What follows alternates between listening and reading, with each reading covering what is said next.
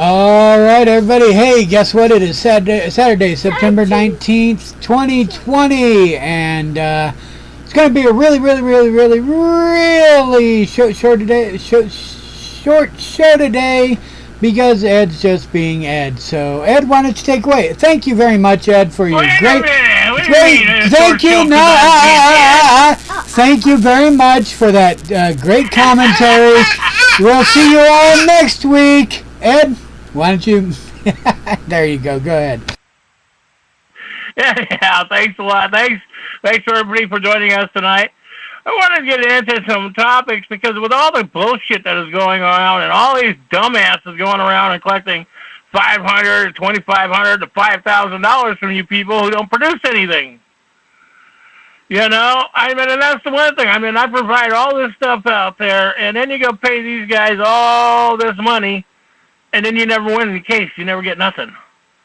You know, how come you guys never learn? See, this is what amazes me, because of the ignorance and stupidity of the general public. Because you don't learn. You don't give a shit. Then you want to bitch and moan and groan, and the one that you have to bitch and moan and groan is you. You're the cause of it. See, I mean, and this is the one thing that gets to me. I wanted to get into the conversation tonight because everybody's panicking. Oh, I got to wear a mask. Well, and I got to be blunt. I want to call morons out.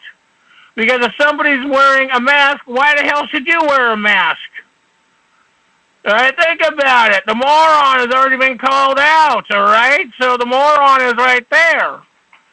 So the moron already said, you have a mask on, why should I need to wear mine?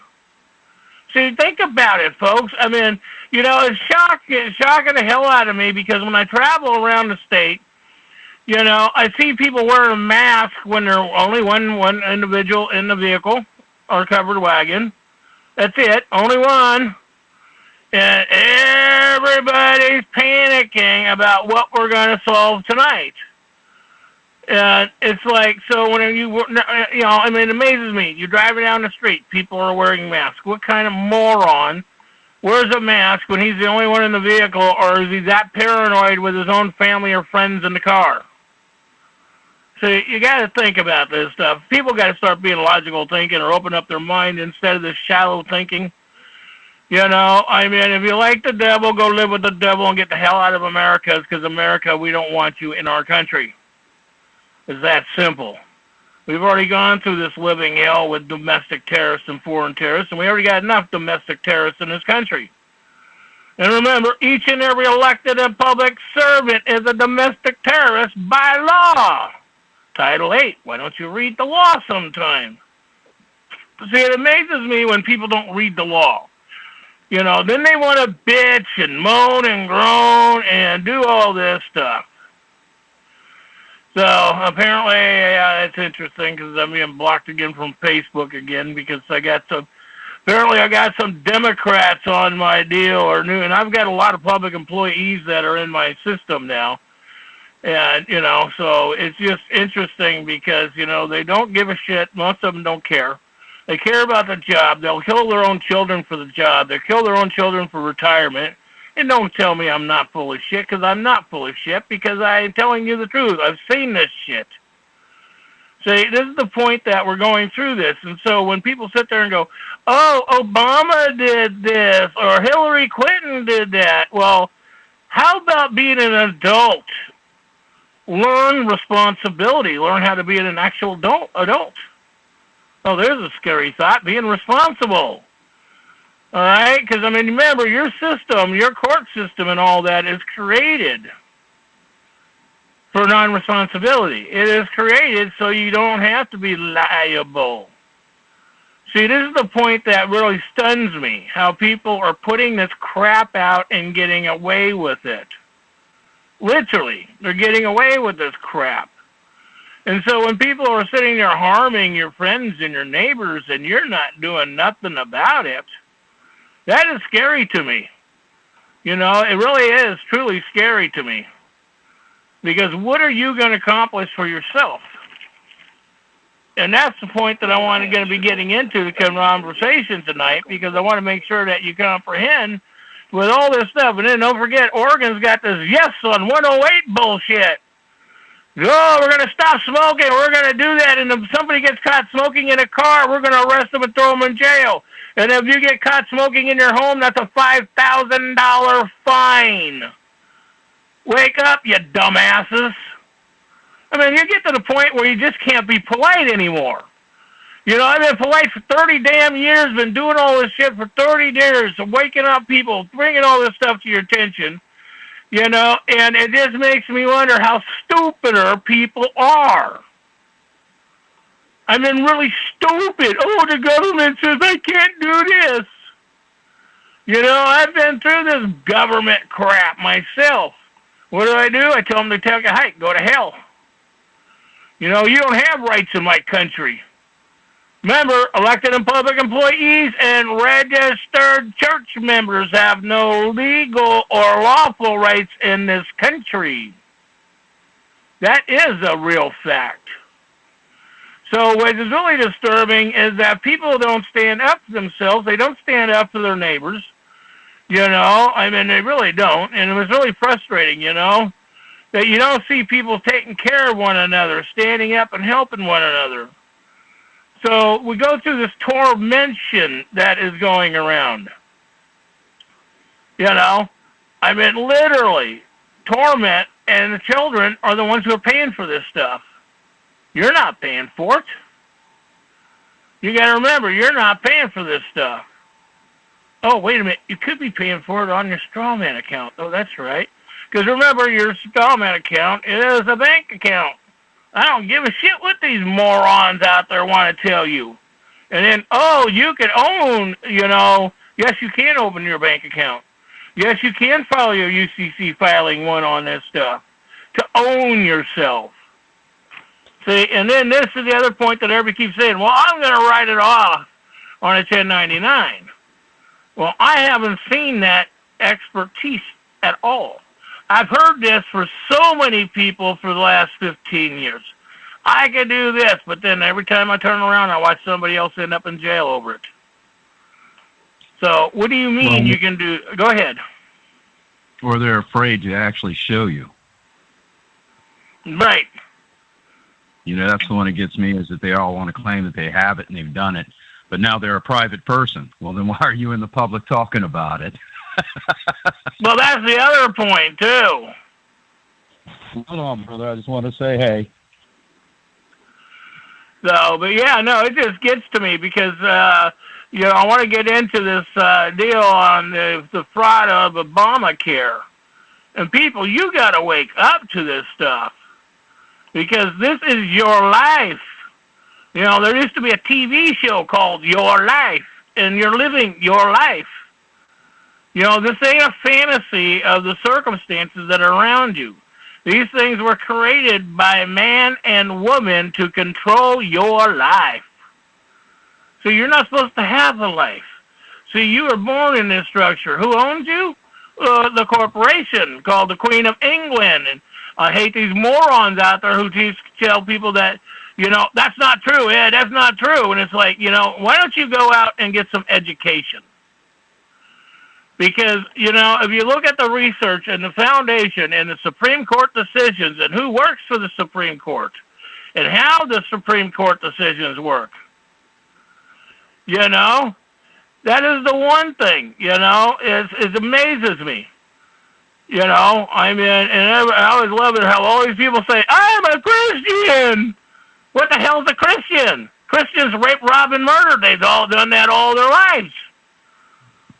So when you want to get into religion, please don't get into religion, especially with me or especially with the chief, because, you know, we comprehend the real bullshit of what the mind control set was and how it was set up going back a couple hundred years.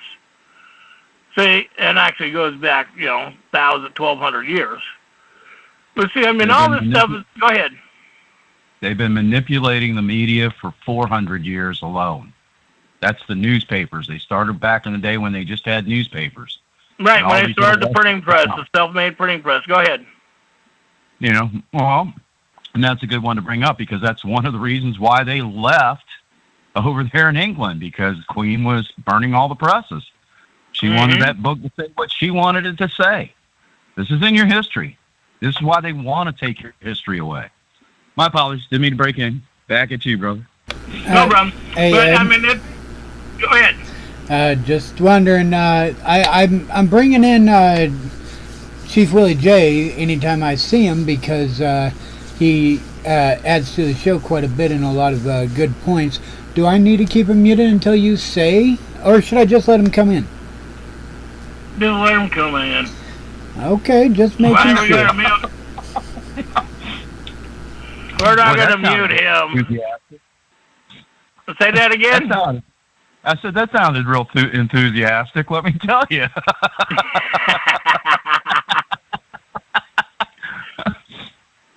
I don't know. Well, okay. Well, at least you got a point in. You know I love you, man. So, but this is a point that really gets to me, you know. It's like people don't pay attention, like with the big movement in the 70s and 80s, started with the 60s, you know, after World War II, you know, all of a sudden people got jobs, they got homes. Oh, that's right. We had to come back and destroy the trees, the wildlife, the forest. You know, we had to destroy your lives, your future. And this is the one thing, too, is that now they got the structure up. You don't have a mask, learn how to make one out of a coffee filter. I mean, come on, folks. I mean, have we developed ourselves to that extreme? You know, and the one thing is that, you know, I mean, I don't have a problem with Kurt and Wild Corner and shit, but I get tired of, you know, not the truth being told out because these are lawyers. And people got to pay attention on Facebook who are lawyers and who are out there to get them. Because, I mean, in the last 3 months, I've watched people put out well, actually, the other guy, he put out quite a bit. I couldn't believe that. Let's say $45,000 to these people on the Internet, and they never got anything. They never got any of their paperwork, you know, done, filed, all promised. Now, the one thing, and then you got these other people out there keep telling, oh, Ed Johnson, don't go by his stuff, rules and regulations and administrative rules. You don't want to put that in your paperwork. And it's like, wait a minute. You got to realize the main point, they wrote it. You have to go by their writing. And people say, well, I write my own. And yes, you do that when you own yourself. But when you're in the public structure, you have to realize what the public structure is. So you have to sit there and write these things, learn their games, learn their circumstances. Because if you don't follow their games, not their rules, their games. Because the rules are ours. We are supposed to be the lawful people in this structure. And that is the one thing, start learning what the law is, not a statute, not living in the circumstances of fear, paranoia. It would be nice if people stopped living in fear. Well, you got to give them a reason why they do that. That's part of the design of the propaganda. Okay, yeah, because that's true. if they've got you in a fear situation, the first thing people do when they get in a fear situation is they're looking for a solution. So they'll throw those Federal Reserve notes at everybody. Oh, well, what do we got to do here? You need more what they call money, cash. You need us to help you out. What do we got to do here? You know, I'm scared. I need you to take care of me. Man, take care of yourself. I don't ask nobody to tie my bootlaces. Do you? Mm-hmm. So, you know, and that's part of it. That's part of the propaganda. They want to keep you in fear. That way they keep you in control. You know, it's different than saying, you know, to a child, don't touch that because they're about to put their hand over a burner on a stove. You know, this is not what's happening here. It's, oh, look, we've created a virus and you should be scared. Mm-hmm. And the virus has killed less people than when, what was his name? Barry Soetoro. Oh, that's right. He took that stage name, Barack Obama. And take a look at what these things say. This is an act. We're going to create a bill. Okay? The whole world is a stage. Mm-hmm. All of them are actors, you know, including the man in the Oval Office right now. But I'll give him his creds. I will give him credits on what he's been doing. All right, but was he not recently on a show where he used to fire a lot of people? So, maybe he needs to fire a lot of people. Maybe we need to fire some people. That's the whole point that people don't get it, This TV show, we're just fired, and people go, what do you mean? We have a right to a job, we have a right to work, or we have a right to work state. No, you don't. Who the hell gives you the right to work state? Well, and then that's the one they're trying to take away right now. If you're voting for Biden and Kamala Harris, that's the number one of the top 10 they've got on their list is to take away the right to work. It's already bad enough now. If you don't have a supposed governmental ID, the NSA, what one of those? What's that alphabet one? National Security Administration. That's right. What it is. Okay, one of the alphabet gang says that you can't have a job. And then when you're actually punching your stuff in on the computer, they want you to do two different versions now, not just for the company and corporation, but they want to make sure you're not some foreigner who's here to be a terrorist. Okay? And I've been in this country all my life. But you're going to ask if I'm a terrorist? Do I look like a terrorist? And seriously, do you have some special, pictures of terrorists somewhere? I mean, I don't believe some of the terrorists they said were terrorists were terrorists. I think they were doing that to scare you once again. They create a problem to solve a problem in order to get your attention. You'll get my attention. You probably won't get my respect. You'll probably get me a bit upset later on. But, you've got to look, you kind of got to take a look through the mucky water. When you see the green algae on top of it, you really can't see what's below until you move the algae out of the way. So, but anyhow, my apologies, Ed. Go ahead, brother. All right, no problem. Anyhow, and then, getting into this, because eventually I'm going to get into the discussion for the major conversation of the topic tonight, but this is the point before we get there. I want to make sure that you people know what's really going on. And that is the point. Do you know what's going on in your own community? Do you know what's going on in your own circumstances of life? See, and that's the point that people are not comprehending and paying attention to what's really going on.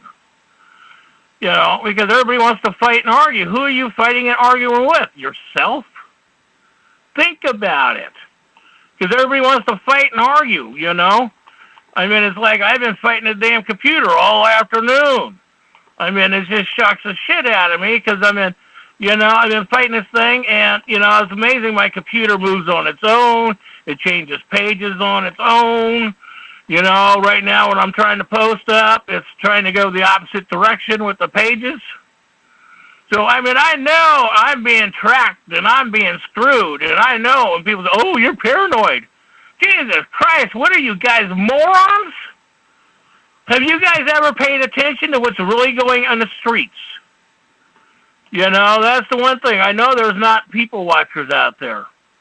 Because if you were people watchers, you would know better than some of the words you say. Because people say, oh, that couldn't happen. Well, that's saying oh, I can't get into an accident. An accident never happened in my life. Nope, it was a collision. Yeah.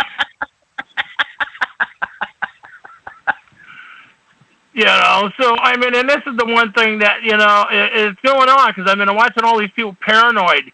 I don't have a mask. I can't do this. I can't do that. And it's like, where does the law say it? Oh, they come up with a statute, code, administrative rule. Go ahead, Chief. Well, you're right on that. When we were just in Walmart yesterday, D-Day and I, and D-Day can verify this, we were talking to the young lady behind the counter. Every one of them are freaking out because neither one of us, they said we weren't wearing a mask, but I'm from the old days of the abate and the helmet laws, all right? And, the government wasn't specific back in those days. They're not exactly specific now. And I was wearing the mask. I just didn't have it over my face. Okay, when I used to ride with my helmet rode on my kneecap. It wasn't on my head. That's one of the things. That was one of the things we were fighting was freedom. Then they changed the insurance rules and said if you had X amount of insurance. Well, where was that money going to? You were an underwriter on the insurance policy, which they were taking out of your Social Security administrative account. Right. Okay, because that's exactly what it is. And that's what they're after. Is when you really get into this, you'll find out what they're doing is they're taking out of that account, which the accounts were set up for us. The original design was 75-25 split. It was actually 80-20, but they had to give another 5% kickback because of transportation, you being able to travel back and forth. They wanted to give you a bit of more credit situation. But who the heck is getting their 25%? On what they've made, I would be happy if they would just do their 10% tithing as they like to follow that book. I think right. Everybody's life would be a whole lot better if they had that 10% tithing. And, once again, what is a tithing? People think that's a monetary situation, money, cash. No, it's not. It's helping thy neighbor out with food if they need it, water if they need it, whatever they may need. And it's, people also make the mistake at times they think they're helping you out, but are they asking the proper questions? And that's the other one. Are we asking the proper questions? Mm-hmm. And when it comes to these officials, they're going to try to trip you up because they've been programmed how to handle people when they ask certain questions. Okay, so are we asking the correct question? That's really what it boils down to. But yeah, you should have. We tried to help the young lady out behind the counter, explain to her when you're wearing that mask, you're keeping carbon dioxide in your body. Your body is actually breaking down within 3 hours of wearing that mask. But they don't want to hear that. They don't want to hear that. They're going to give us scientific proof. Well, what do you think I just gave you? You're going to tell me and challenge my thought process and what I've researched? Mm-hmm. Here's one that if you really want to find out how that mask works, wear it tonight when you go to sleep. And tell me you didn't swallow it in the middle of the night. Anyhow, I didn't mean to get like a little. No, yes, you did. Don't even give me that. So, once again. I know, but that's the whole beauty of it. And this is the point that we're getting into this to get into the conversation, because people go through all these little trivias and tribulations, but what do you really know? See, that's the whole point. What do you know? What is your knowledge? What do you do? See, and that's the point. Most people can't answer that question. Basically I work for a corporation, but I don't know anything else in life. And that's what it really comes down to it. I mean, when it really comes down to it, how many people are able to feed themselves? How many people are able to, take care of themselves? Well, how many people know how to grow food and, can? So, and that's the point that, go ahead. No, that's a very important point. Keep going. You definitely got to learn to can food. I got one person one person I know that can really good. You're fired. The POTUS himself, he's really good at canning. Yep. Yeah. Well, that's the one that I was going to jump in on real quick is you're actually paying yourself out of the account. That's what the SS2, the W-2 and the W-4 forms are.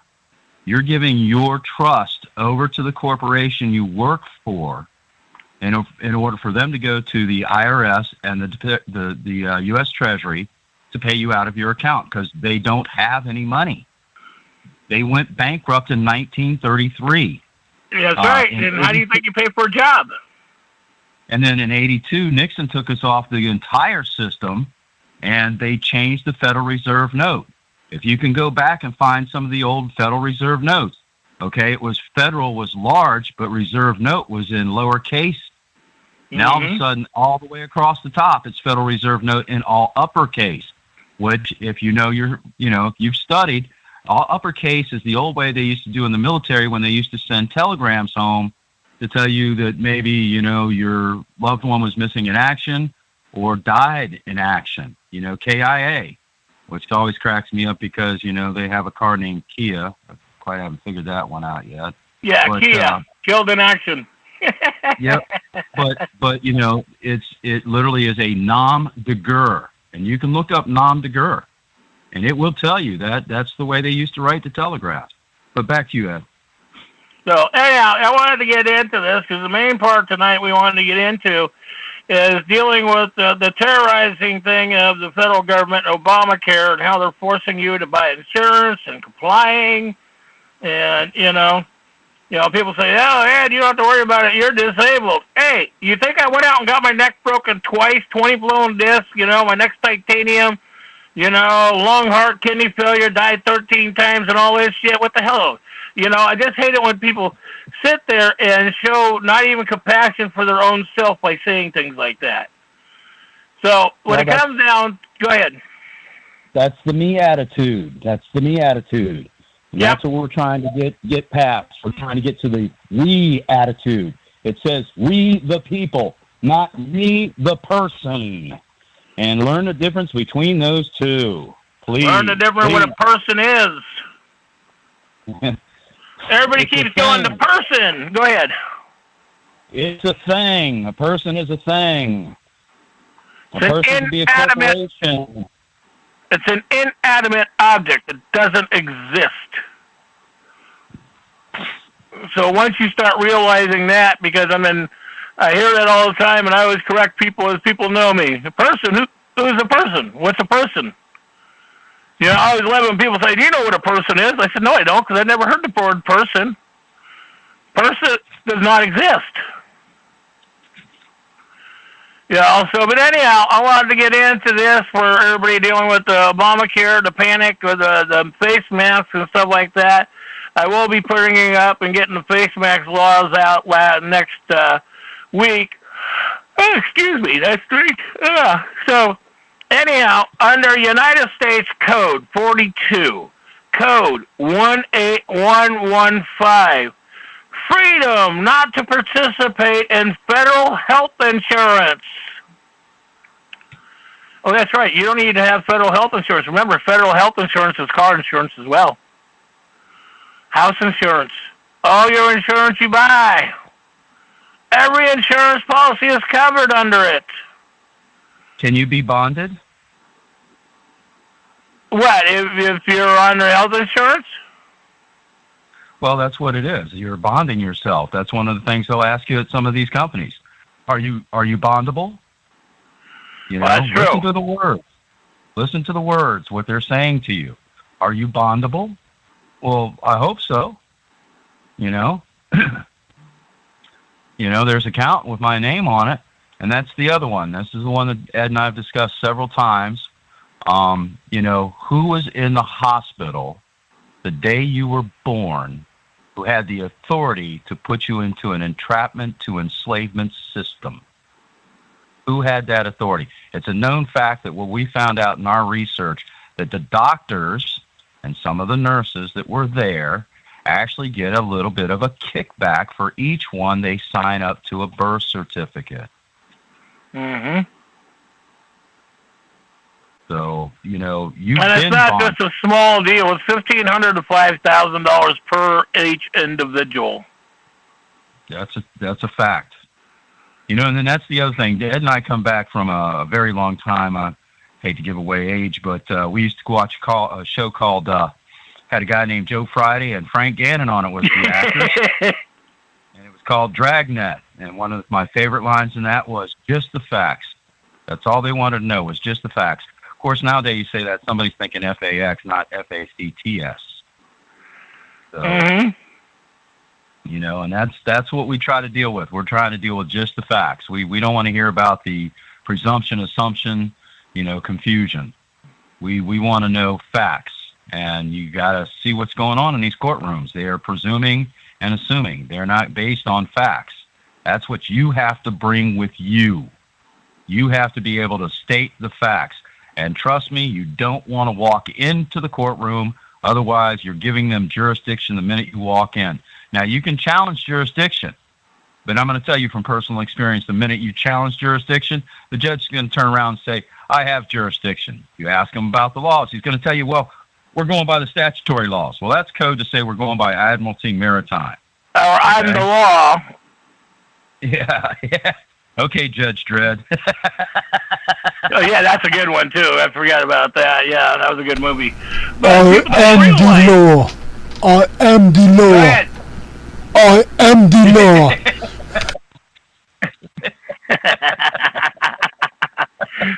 Wait a minute. M the law? Wasn't M in wasn't she the one that was in 007? I mean, geez. So, but I want to bring this other point to you in this paragraph, dealing with 18115, freedom not to participate in medical insurance. Clearly states, go ahead.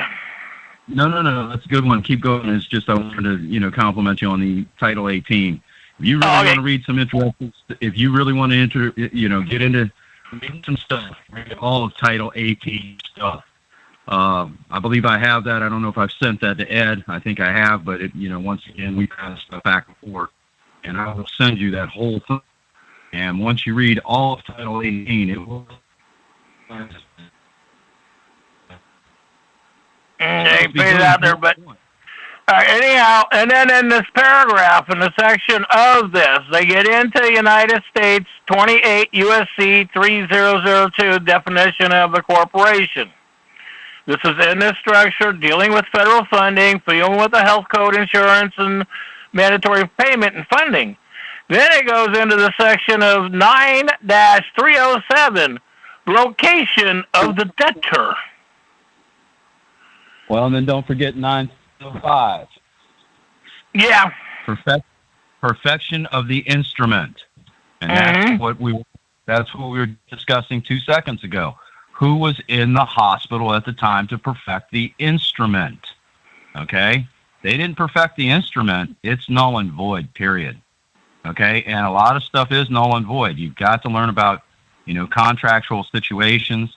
We've spoken about it before. One of the things that we're trying to figure out, that Ed and I are trying to put paperwork together so we can send it to the Virginian company, which is now known as Washington, D.C. Right. Okay? And that is, who is the auctioneer, who is the banker, who is the broker, stockbroker, who is the contractor, who is the dealer, who is the real estate agent, who is the administrator, where are their licenses for these things? They're saying we have to have them, but what? They don't have to have them? All they have to have is a good old membership, a bar card, a union card? Come on. And they'll challenge you in these courtrooms also. If you go in there, they'll start telling you you're practicing law without a license. Well, no, I even got the law that says you can practice law without a license so long as you're not a lawyer. Yeah. So, they've got it other way. So when you bring this up and then you nail them with that one, they start going, da, da, da, da, da, and I'm like, here's the law. You call the law, you have to go by the law. Now, also, too, in this quotation in 42 U.S.C. Code 18115 clearly states that the corporation of 28 U.S.C. 3002 is a foreign agent and goes completely against the bloodline American. This says it right in this paperwork from Congress. So people keep going, oh, Ed, what are you talking about, the bloodline American, the bloodline Native, and all this stuff? It's like, man, it's been written in this structure. It goes back to the 14th Amendment. And technically it goes back to the 1770s with the first treaty and contract that we have with the British government and the Spaniards. Remember, these are immigrants that came to this country that forced their bullshit and guns in our face and told us if we don't bow to them, they'll kill us. Oh, that's right, they call them Christians.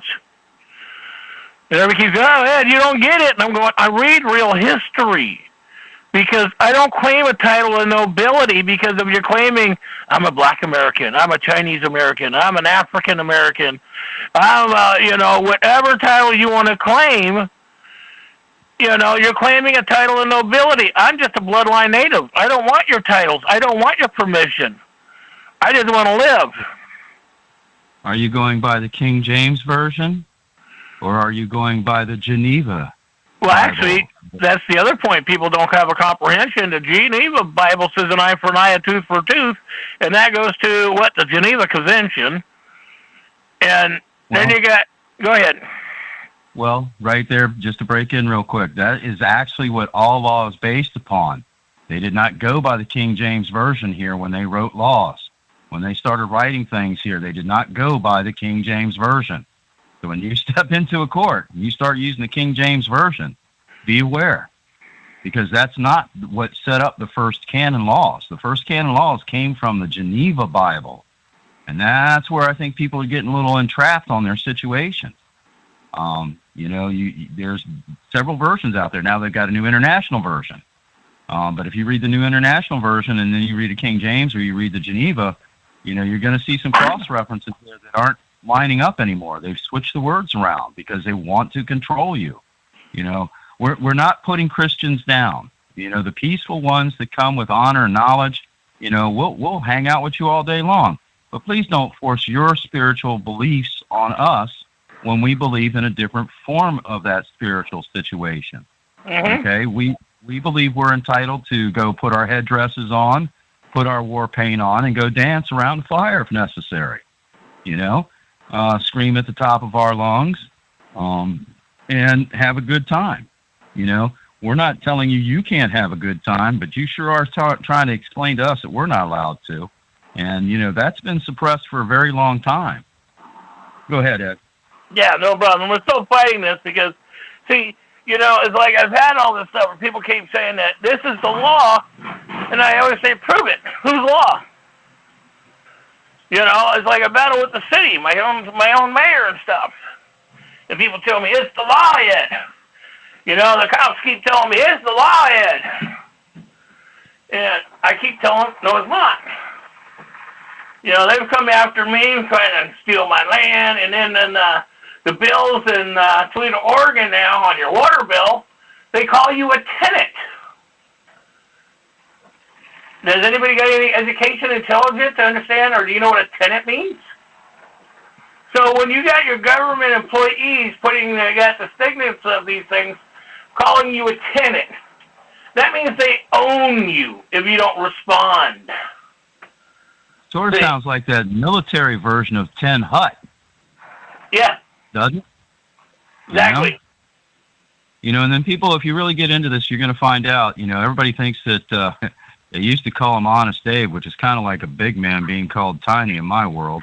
A little bit opposite there, because in reality, he didn't free the slaves. He enslaved all of us. Yep. So. And he did a few things good as a so-called president. But remember, he was a lawyer from the King of England. Well, he didn't have a union card. They kind of just appointed themselves as lawyers back then because of education. Yep. So, and that's one of the things when you get into this, you're going to find out through education that you can be the postmaster general yourself. You can be the banker yourself. You can be the, clerk of the court yourself. You can be your own administrator. We prefer to call it that instead of a judge. Because we do kind of mess with the words a little bit, because that's what they do. And that's really what self-governing is. When when you're dealing with these people, you got to remember who you are. They're supposed to be working for you, not you working for them. So, they're the ones that created this Bankruptcy Act. We didn't do it. They didn't even check back in 1933. They didn't even check the books. Had they checked the books back then, they would have found out these idiots were embezzling like mad dogs. And had they had done that, those people probably would have been hung from the nearest lamppost. Yeah, they would have been publicly hung back then. Or faced the firing squad, So, and that's the thing. We're just trying to help educate people and give them knowledge. And then we appreciate when people come to the table with some knowledge of their own, when you're dealing with, these people, you're going to find they give you a counter offer. Okay. You're coming to the counter with them. What are they doing? Well, the money is counterfeit. If you go by your biblical situation, it says gold and silver. It doesn't say anything about paper money. It has nothing to say about paper money. Okay. And then think about this. You go out and you work, slave for 40 hours to I don't care if it's 72 hours a week. Okay? They give you a fancy piece of paper with colors all over it. They call a check. Okay? Then you go down to the financial institution, your bank, credit union, whatever, and you trade it in, and they give you fancy pieces of paper with ink on it. So you're trading what? A fancy piece of ink for some more fancy pieces of paper with ink on them? And nowadays they give you fancy colored plastic cards with chips in them. Yeah, and then they want to put a chip in your body so they can track you everywhere you go. You know, people say, oh, they wouldn't do that. It's just to protect and make it easier for you. And then that's why it just shows me how people are uneducated or really, you got to say this bluntly, morons. Because you can't put it any other way. Because if you're going to participate and be a moron, then, you should be on the first one of the firing squad. So, but anyhow, this is the other point I want to bring into, see, under Title 8 U.S.C. 1481, state once you take an oath of office. Okay, taking office is taking citizenship is relinquished. So now you have a liability issue. So you can't sit there and go to the court and say, oh, no. When you're a public employee, this is what it means. A public employee, technically and legally, cannot have an attorney or a lawyer. By the administrative rules, they have to represent themselves in court. And literally, they have to represent themselves in court. So people don't comprehend this, what it really means. And then it's got an address. You can sit there and file your paperwork and that, and it goes to the states. And, what is this? Switzerland. See, this is the one thing people don't realize, how, these treaties and contracts have been manipulated. And remember, we didn't get all this knowledge until the last basic 30 years when we had the internet and the media outlet and stuff. Prior to this, 50 years ago, nobody knew what the hell the right hand was doing or the left hand was doing, because everybody sat there and played the game, because it depends on who you paid off. So like I said, clearly, 42 U.S.C. 18115, failure or not to participate in or owning insurance or anything. See, the laws are there to protect us. See, you got to remember, when they put these administrative rules in, that's for them. So you got to remember, freedom is not a participation in federal health care insurance program. Oh, wait a minute, what? Freedom is not to participate in federal health care programs. No individual, company, business, nonprofit entity, health insurance, or insurer offering a group or health care insurance covers shall relinquish or shall be required to participate in federal health insurance program created the Act. So remember, if you're going to go in that deal, you are under their liability. And so that way, when you sign those contracts, you're under their contract. So if you become a guinea pig for the medical society and then you bitch and the doctor gave me this medication and it did this to me, well, excuse me, are you an adult? Aren't you supposed to check it out? I mean, I'm literally in ICU on life support, on oxygen machines, and they're sitting there bringing this stuff up and telling me they want to give me this shot, they want to do that, and I got my laptop right there. They're amazed that I'm sitting there still coherent. I even had one of the nurses go, we can't believe that you're this coherent and know what the hell's going on around you. And I said, well, I need to know this medication, that medication before you want to give it into me. So I did all the research on it, and like I said, I preached about it the whole time. I wanted to know the MSD sheet, the death rate, the insurance liability, what the attorneys get. And that's the whole point. You got to know this stuff. It's like when they kept on trying to kill me in jail. I kept on saying to the hospital, the jail nurse, the male there, I said, how much you get paid when I die? What's your payout? Oh, we don't do it. It's like, don't bullshit me. You're using my straw man account on this registration called a public trust.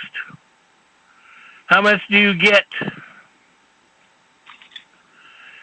Well, so this is the one thing that, you read the title correctly on the federal law, but you cannot be penalized to opt out of any Obamacare or any medical. You cannot be penalized because you cannot be forced into a contract that you don't agree with.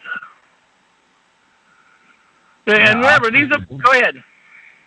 Opt is a good one because you can spell it OPT or OPPT. Say that again for clarification. OPT or OPPT. OPPT is one people's public trust, and that leads right back to your Social Security under the straw man.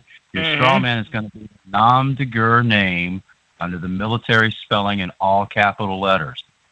I sent one earlier today to Ed to watch. It's about a guy named Robert Leone.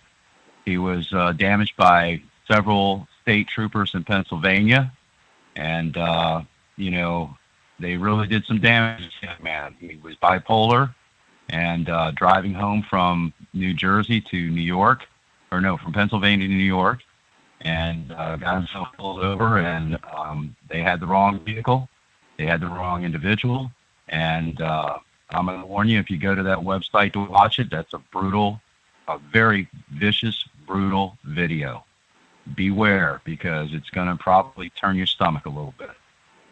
He was beaten severely, incarcerated.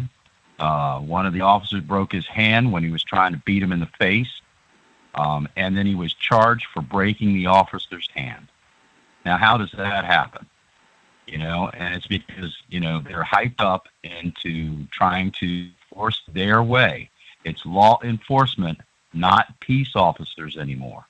People need to get their heads wrapped around that. They're going to force their way of life upon you. And look at what's going on with the COVID-19. They're trying. They're doing it right now on you. This is why I'm bringing this stuff up to you, because it's voluntary. Go ahead. Yeah, I mean, it's just a very sad situation, and we have to come together, as many as we can get together, and put a stop to it, because seriously, there's, even in this video, you'll see a guy, they literally climb on top of his car, and they call it a monkey stop. Okay, what a monkey stomp is they jump off the top of the car right on the back of you when you're on the ground. These are not procedural, things that you learn as an officer. And the one who's actually doing this is a former police officer that's talking about it. He even wrote, a book about it. And it's extremely sad. This man is damaged for the rest of his life because of what they did to him. And they're not taking the responsibility. They don't want to take responsibility for their actions. They're saying we're covered because the government's allowing us to do this. No, they're not. That's what these administrative rules are for them. There's a reason for it. Now, we have to hold them to those responsibilities. It's our job to hold them to that, okay, so that we have a freedom. Otherwise, we don't have a freedom, and, that means they can come into your house anytime they want, shoot you dead where you are. One of the ones that Ed and I discussed a couple of days ago, we used to watch a TV program back in the day. It was in black and white, had, what was his name? Played in Bullet. Steve McQueen? Yeah, there you go. Thank you, brother. It was called Wanted, Dead or Alive. Yep. Why is it wanted dead or alive? Why is it not wanted alive or dead? Right. Because we are worth more dead to them than we are alive. They cash in big when we die. I can prove that. My mother's Social Security number is still on the GMEI utility website. My mother passed away almost 10 years ago, and they're still trading her like a piece of meat on the stock market? Are you kidding me? Which comes your from birth certificate is guaranteed for 99.9 years. Well, and that's the thing, Let's also take a look at the DTCC, Discount Trust and Clearing Corporation. So they're tapping into your straw man account, your trust at the Treasury, and they're discounting it and they're selling it. Now, how much are they selling those bonds for? What do we get from it? We get what? Some military protection where they go into some other country and destroy it to take its resources and kill innocent people, and they call it collateral damage? Right. No, thank you. No, thank you. Okay? And if that's the way you think that that's okay, something is seriously wrong with your head. Go get it checked out. But be careful, because the idiot you're going to go get checked out is probably going to put you under an insurance policy. He's going to tap into your trust fund, and then he's going to tell people you're crazy. So now you're not getting your firearms, because that's the way they've structured it. When you're a private, on the private side of this, not in the public. Okay, and a lot of people don't know this. When they drag you from the privacy of your situation in your life into the public, it's worth $100 million or $1 million per person, because that's what they are. They are persons because they work for a corporation. A corporation can be called a person. The funny part is you'll never see the head of that corporation come in and defend what's going on. He hires a lawyer or a law sayer. And trust me, law say, what does mean? Oh, to err is human. Well, that's spelled the same way as E-R-R. Mm-hmm. Go ahead. Go ahead, Ed. Then the other point we want to clarify, because the Public Act of Public Act, and this is Public L 111-148, March 23rd, 2010, 124 stat 119, known as the Patient Protection and Affordable Care Act. Oh, so this way they count that, and they put this Protection and Affordable Care Act and said, okay, now you've got this protection, but we can still come in and put you in the hospital, take away your rights, and you didn't wear your mask right, so that's a way to put you in jail or protective custody in a hospital. See, you got to realize it's called kidnapping. Go ahead. Or take your children away. Yeah, I was going to get to that too, but the kidnapping part. But yeah, and they use that because, I mean, I've dealt with this with people, and it amazes me that when I talk to some of these people and go through it, and it's like, well, you got to go through all this stuff to, file the paperwork and do this and that to do this, and they're like, well, that's so much work. Well, that just showed me you don't love your child. See, and that's the point. If parents love their children, they would not be sitting there going, oh, well, video game matters more to me than my own kids. So that's the point here when you're looking at the structure with insurance programs.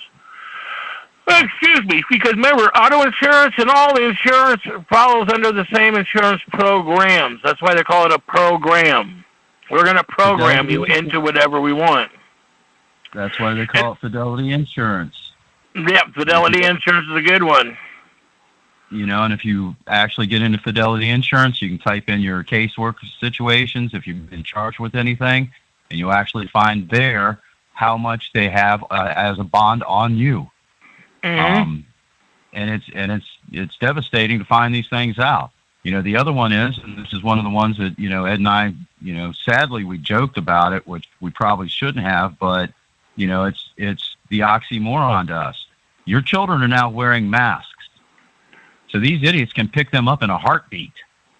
And they won't be able to verify by filming as to who they've just taken, because there's a mask over, 2/3 of their over face. Their kid's face, so you don't know who they stole.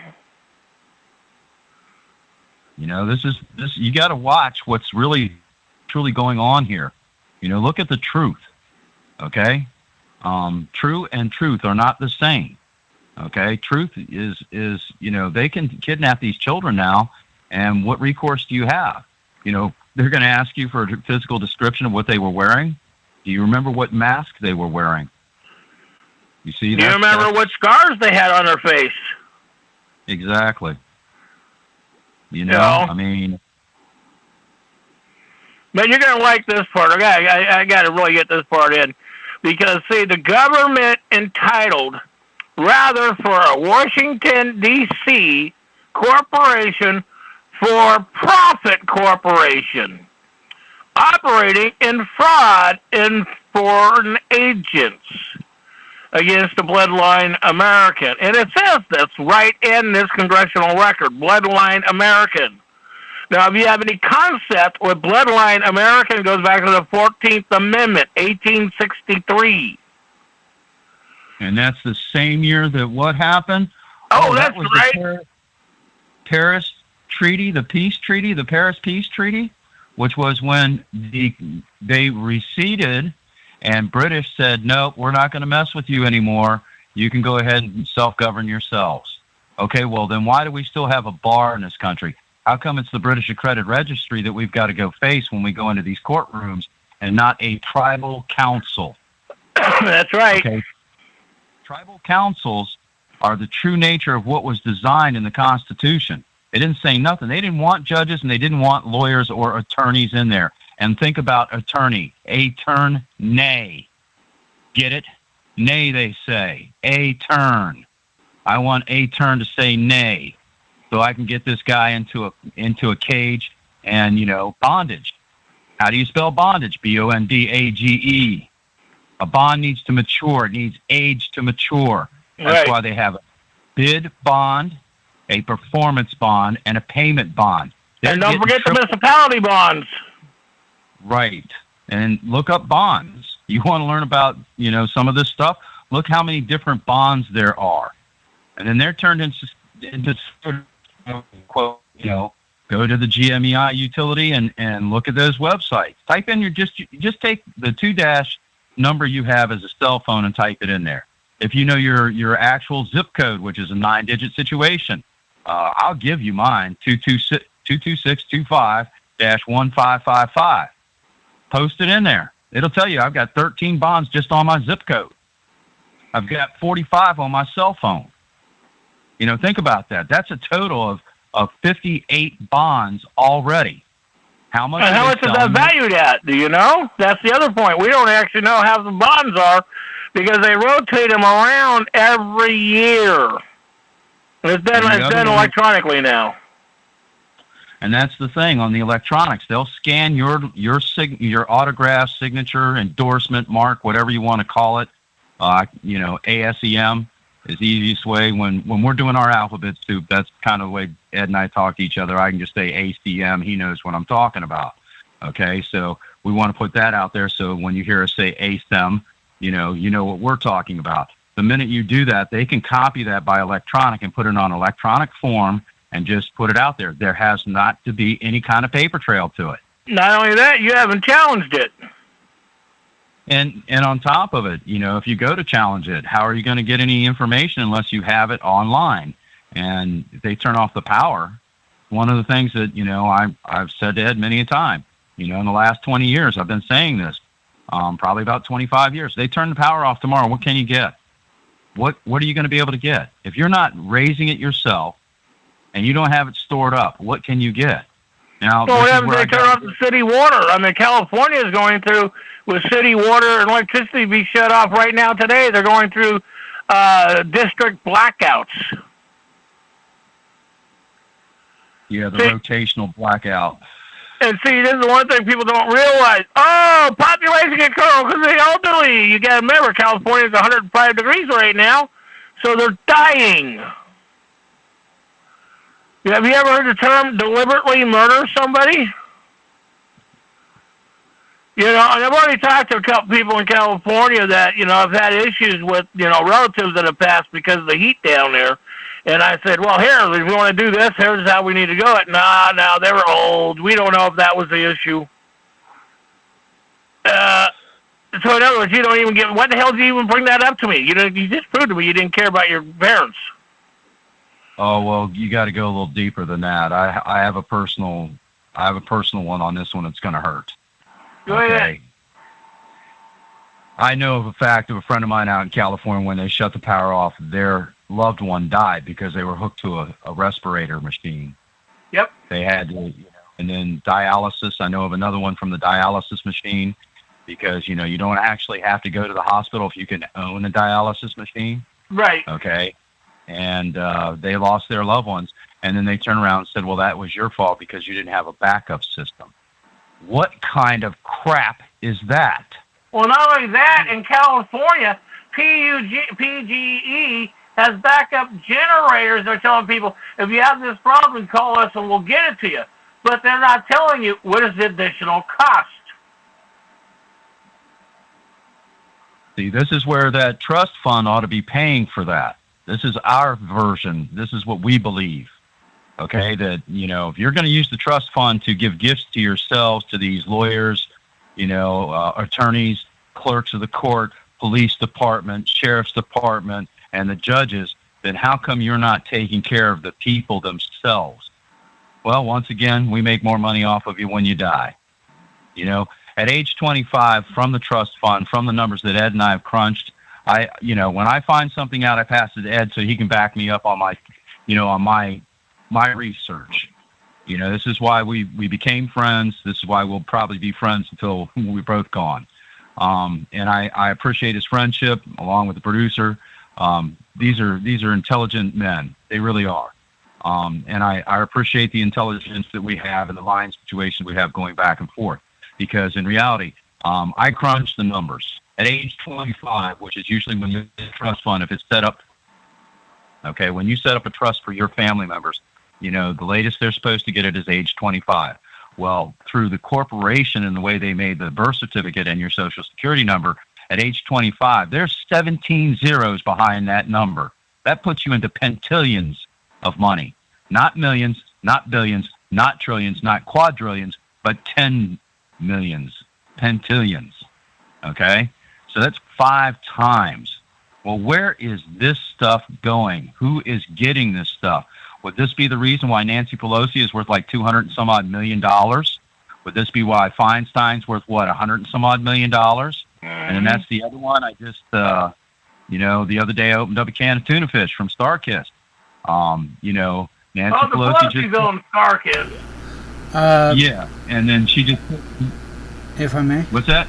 If I may. Go ahead. Yeah. Here's a problem with that. With the way the economy is and everything, the whole world economy, all that other bull, it's paper or digits on a computer screen. It has no real worth except what we give it.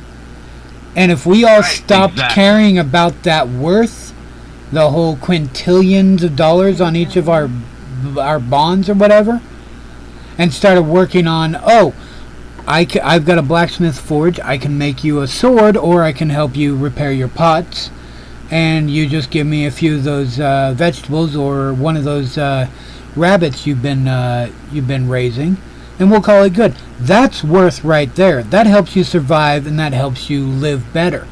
This dollars and even gold is worthless except the value you give it.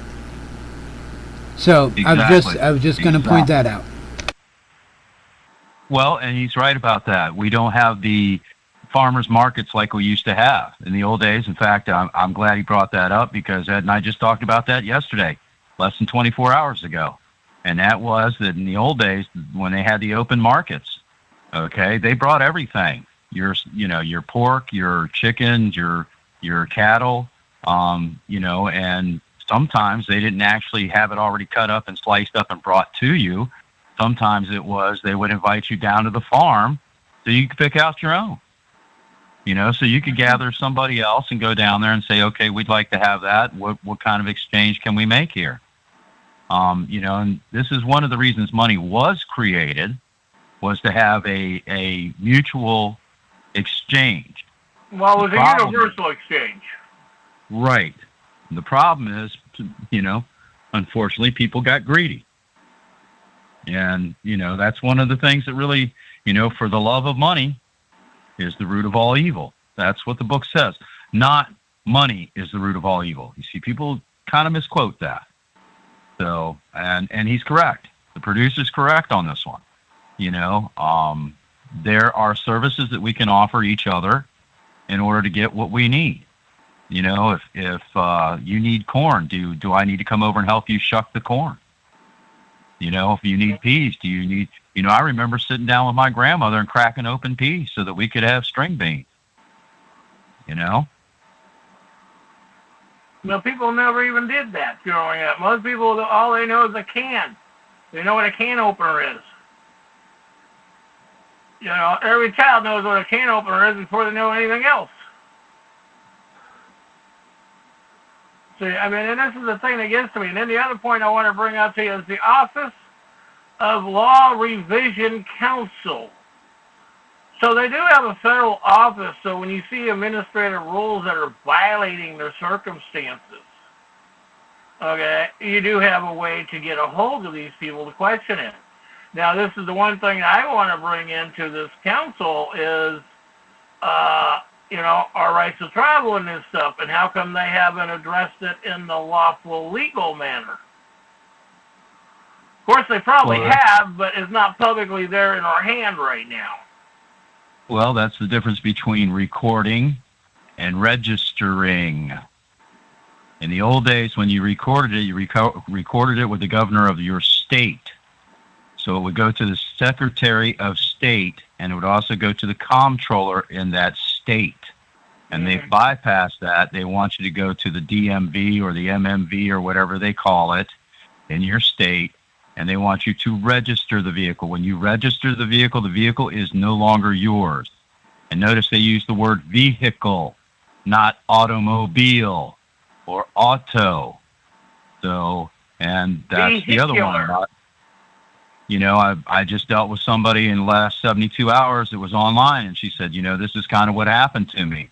And what she had failed to do was she had failed to notify the Department of Transportation, which I always worry about anything that has "por" in the middle of it, like corporation, because they're trying to keep us in a core, and they're trying to keep us poor, and they're trying to give us rations.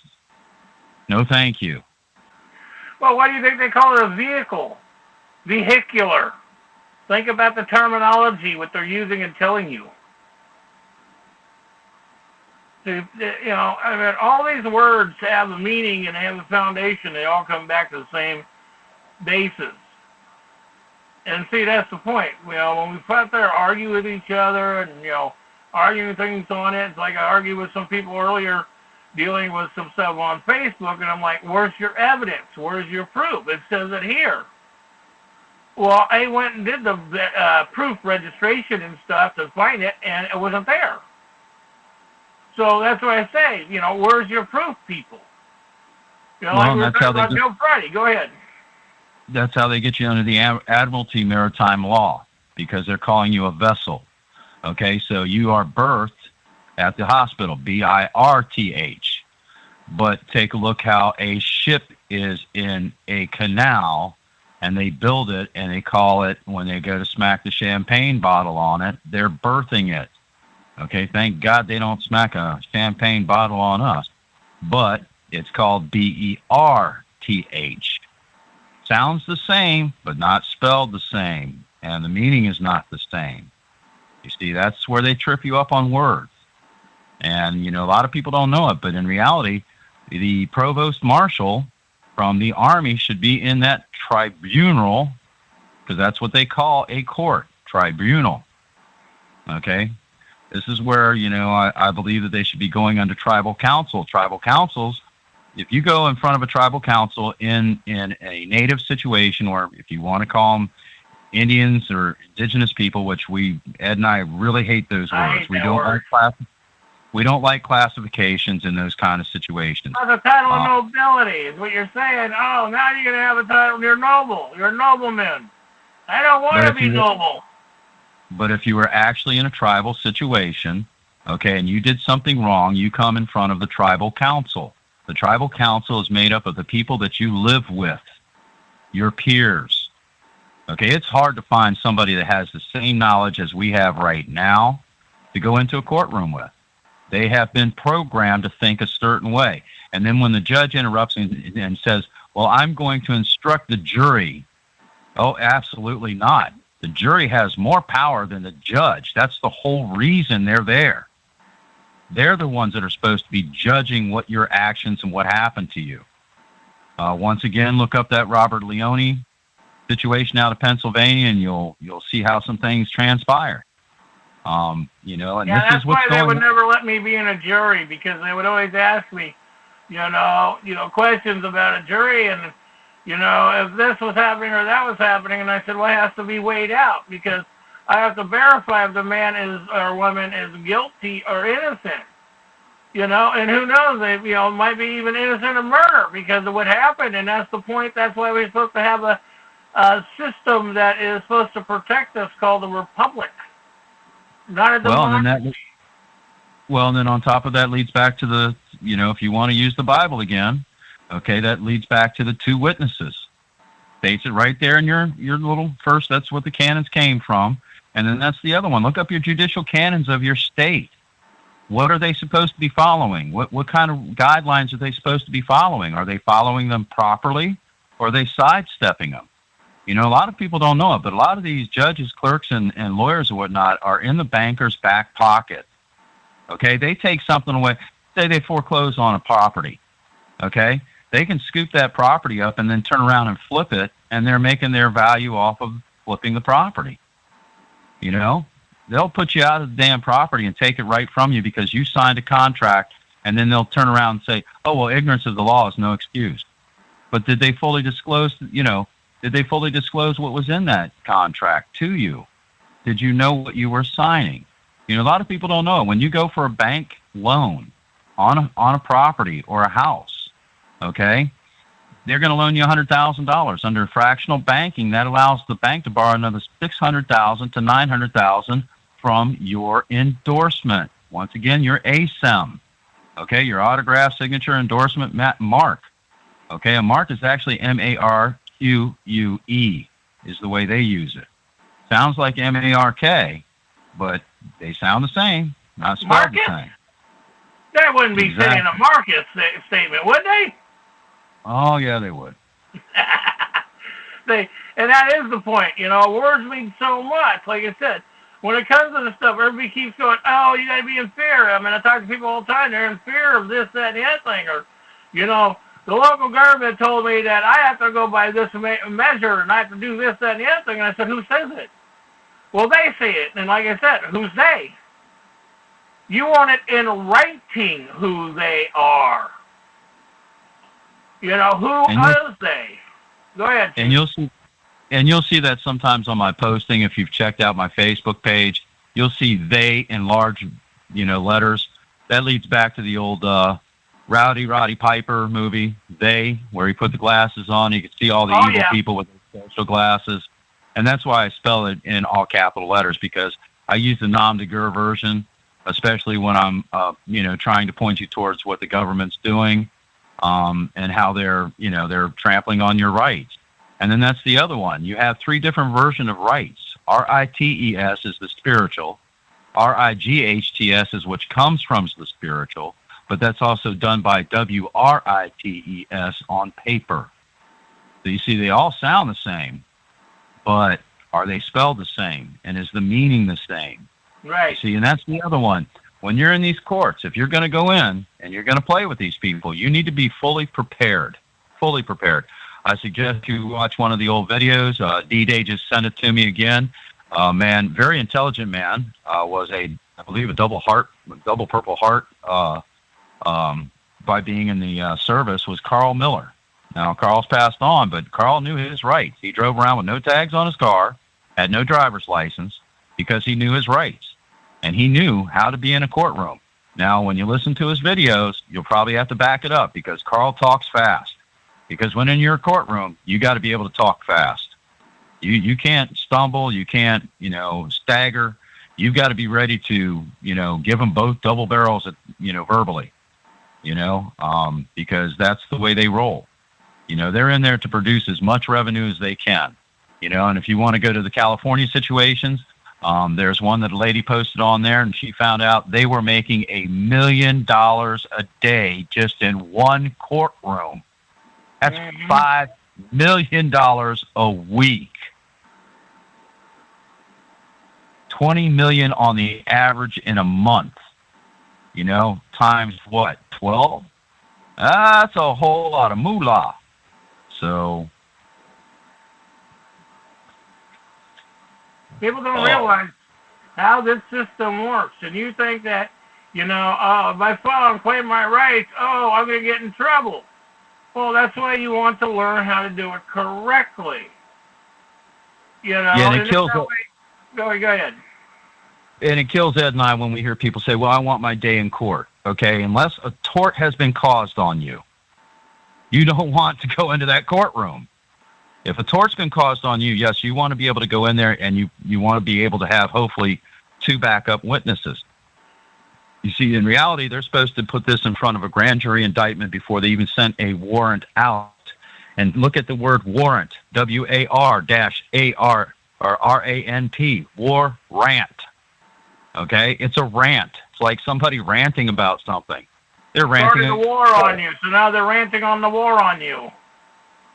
You know, and that's the idea. Now, you know, I was deprived of my situation because somebody actually broke into my place and stole quite a few things, which is very interesting because Ed and I have talked about this. You know, certain things that were stolen just didn't make sense to me.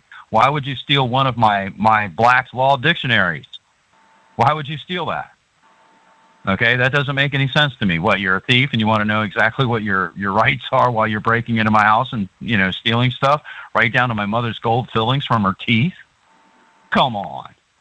You know, I'm not that kind of a nitwit. You know, I'm not ignorant here. So, but anyhow, let's open up the floor, see if anybody's got comments. I'm just looking at the clock, and it's like, hello. Yep. Good point. All participants are unmuted. So, anybody's got any thoughts, questions, speak up, please. May I? Absolutely. Mm-hmm. Just to bounce off of what you said earlier, Ed, I was doing some research. Speak up. Speak up. Can't hear you. Sorry, can you hear me now? That's better. Yeah. Okay. I was doing some research on CDC, trying to see their new numbers. Since they said we were going to hit supposedly 200,000 people that have passed away. In here it says types of health conditions and contributing causes mentioned in conjunction with death involving coronavirus disease. Okay? 6% of the deaths. Right now, this is supposedly current. They got 197,927 deaths. Okay? Well, that's what they're claiming, but the official toll is 10,000. That was the deal, but they added so many. Go ahead.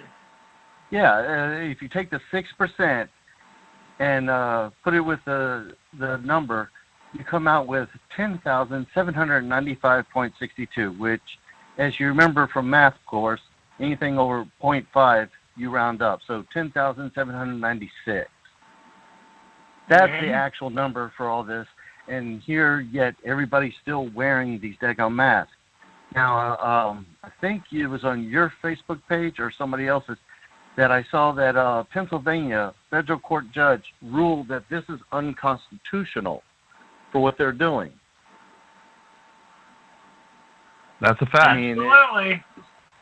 That's a fact. I mean, so if you're going to listen to the news or you're going to listen to these governors, maybe you need to pull your head out your derriere and turn around and start reading, because from what I've been finding, a lot of the stuff that they're saying is lies. But the stuff that you can find by reading in their own things, like, what was it, child support does not benefit the mother or the child. This, turn around and saying that the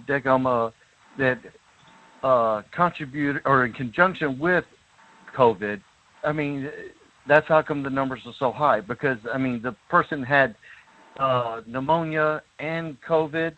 I mean, it wasn't just COVID. So, I mean, they're boosting up the numbers. Huh? And did the actual pneumonia bring in the COVID? You see, that's the you're correct on that situation. Now let's take a look back at Obama and the swine flu. How many people died there? Did they go into a mass situation where everybody should be wearing masks back then? Of course not. Well, H1N1. Let's not forget that one. Well, and let's just take the common flu that's every year. I mean, people die by thousands all the time, every year. And never has there been a pandemic. Now, if you really want a pandemic, let's go with the bubonic plague.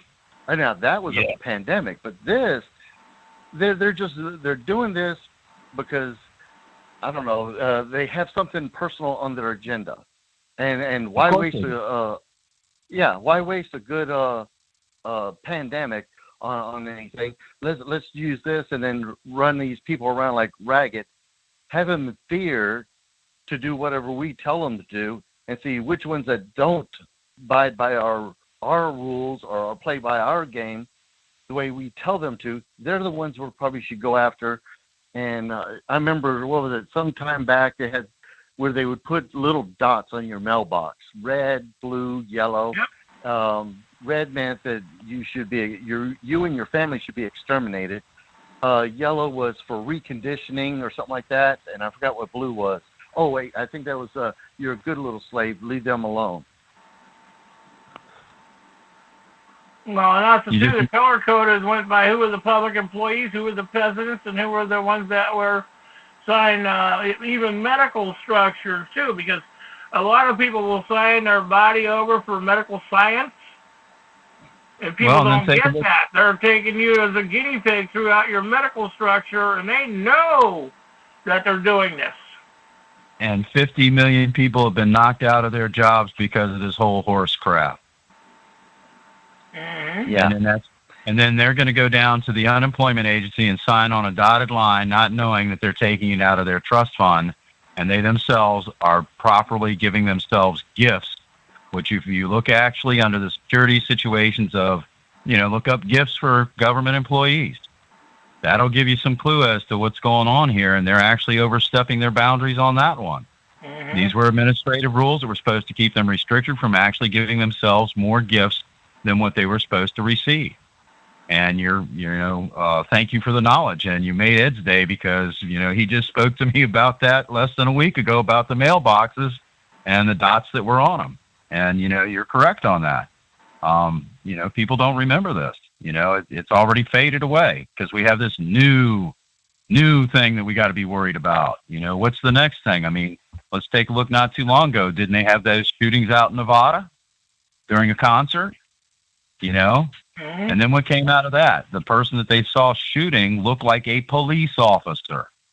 Well, they actually reported the first shots that were done, and when the general public were done by the cops, they had videotapes of the cops shooting people. This is the other and reason why they don't want those got wasted off of Facebook, and that's one of the stuff I had in my computer when my computer went down. Yeah, and if you really want to see them start jumping in the courtroom, take your phone in and say you want to audio tape it or videotape it or, do a visual taping. Okay? They'll ask you to leave. They'll take your phone away from you. They'll crack your phone. So in other words, you're saying it's not public record, so let's clarify this. Exactly. And that's the idea. How many people can afford a stenographer? Okay? You don't need one. You got a handheld one nowadays. You can take it right into the courtroom and have it all recorded. My cousin did that on several occasions. We turned them on, not knowing, we didn't let them know. We don't have to tell you about it. That's part of that structure that they have. We don't have to tell you about it. We have one that's an audio tape of a judge saying he's not as smart as another judge. Well, then how did you become a judge? You see what I'm saying? And really, they're working for the Bankruptcy Act. They're working for the banksters, the robber barons, the money changers. A lot of people don't remember. I mean, if you take a look back at your biblical situation, being that, I'm a direct bloodline by ancient ancestral situations. Yeshua ben Yosef was what his real name was. When they translated into English, you call him Jesus. Okay? He's actually a cousin by bloodline. Okay? Well, let's take a look at that. 3 days after he turned the tables on the money changers, he was staked to a cross. 3,000 people were there, 300 soldiers. Why didn't they stand up for their beliefs? Why didn't they save that man? Why did they not save him? Okay? And, well, it shows you that they lied. They don't believe what they tell you. Well, and then let's take a look at the 3-day rule. Okay? They give you a ticket out here. They take you in for some kind of incarceration. Okay, you have 3 days to rebut that, 72 hours. Okay, which I don't feel is a great length of time to rebut something. But, if you're in your due diligence situation and you are self-governed, you're going to jump right on that. And within 72 hours, you're going to send a little statement of an affidavit to them and say, okay, this is what happened. And when you do an affidavit, you want to get yourself, 2 or more witnesses. You use a notary, but in the reality of the notary, you want to put in there that, the notary is only to verify what has been put down, and then they have to rebut it. You put your titles in there, your 18, 42, whatever you need, 22, your 9, whatever you need. And, you also quote your treaties and you quote your constitutions.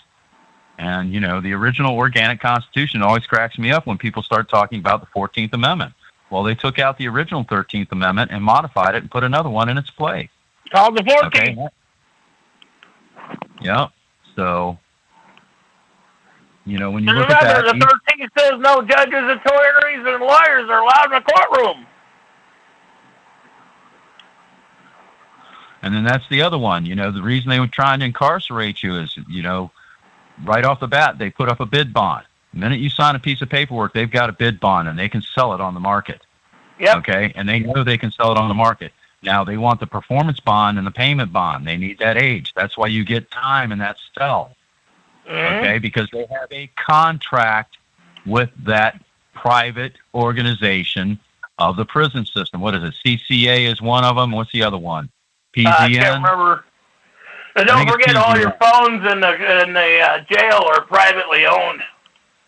Oh, I can testify to that one because the phones were out.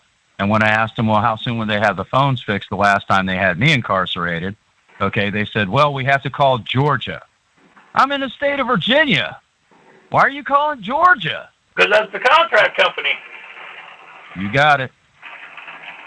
And I can show you right now, I've actually posted on my website on Facebook. I actually did the digits off of my power company, and the power company alone, as of the last time I checked, had 429 bonds on them. But yet I can't get them up here to turn my power on. So how does that work? You're allowed to make a profit off of my signature and then turn around and say, well, ignorance of the law is no excuse. Well, you didn't fully disclose the contract. That's right. So that makes it void ab initio. Okay, they use a lot of Latin when it comes to this stuff. But go ahead, back to the floor. Somebody pipe up. We need to shut up. That won't happen, but that's beside the point. May I again? Yeah, go ahead. Well, okay, y'all said it's ab initio, which is null and void. Then if the contract's null and void, now what happens next? So you're trying to prove that you got to put in some proof to show that it's actually null and void. And you got to prove that you signed it under duress too. Yes. So to give you an idea, when they had me in last time, number one, I'm wearing nothing underneath because you can't wear anything but white when you're in these damn cells. I'm sorry, but I just don't care for white linens. I like my fancy little colored underwear. I like my fancy little colored socks. Most of the socks nowadays are not all white. They have gray tips or gray, heels on them. But they'll strip you. So here I am, pretty much butt naked under that orange suit, in shackles and in handcuffs. And you want me to sign a contract. Now, did I sign that under coercion and duress and threat? Well, of course I did. Under gunpoint, too. Of course, because all of them are wearing guns. What do they need guns in if they have these metal detectors that you're going through these days? What are they afraid of? Okay, seriously, what are you so scared of? We even have one on audio where one of the bailiffs, one of the sheriff's departments, one of the bailiffs actually had his hand over his gun. And my cousin and I suffer from certain disabilities. I have extreme flat feet. They were even, when I was younger, it's actually in a medical situation. I was a medical study. Okay, but they don't know that. But he said because we walked in there, we could stand for the judge. Well, the judge was running back and forth to his damn chamber so often, we felt like Mexican jumping beans.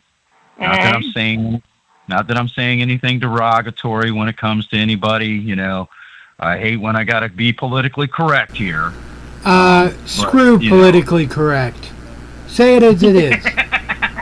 Because if they're gonna get butt hurt if they're going to go whining and melt because you say something that hurts their feelers, they can stop listening to this and go back into their mommy's womb because they're not even worth being born yet. Yeah, no, I went through that with an ex-girlfriend of mine. You hurt my feelers. I said, so you have no feelings then. So you've been taught to put it over in this little box over here by a psychologist, so that way you have no feelings. So that way everything that happens in your life becomes unemotional event. Stop being a jellyfish and get a backbone. Mm-hmm. Stop being a jellyfish. Get a backbone. Yeah, there are definitely jellyfish. A lot of jellyfish out there.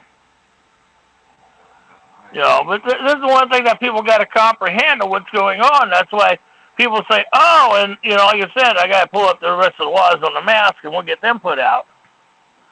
Well, HIPAA violation. You got your HIPAA violation right there.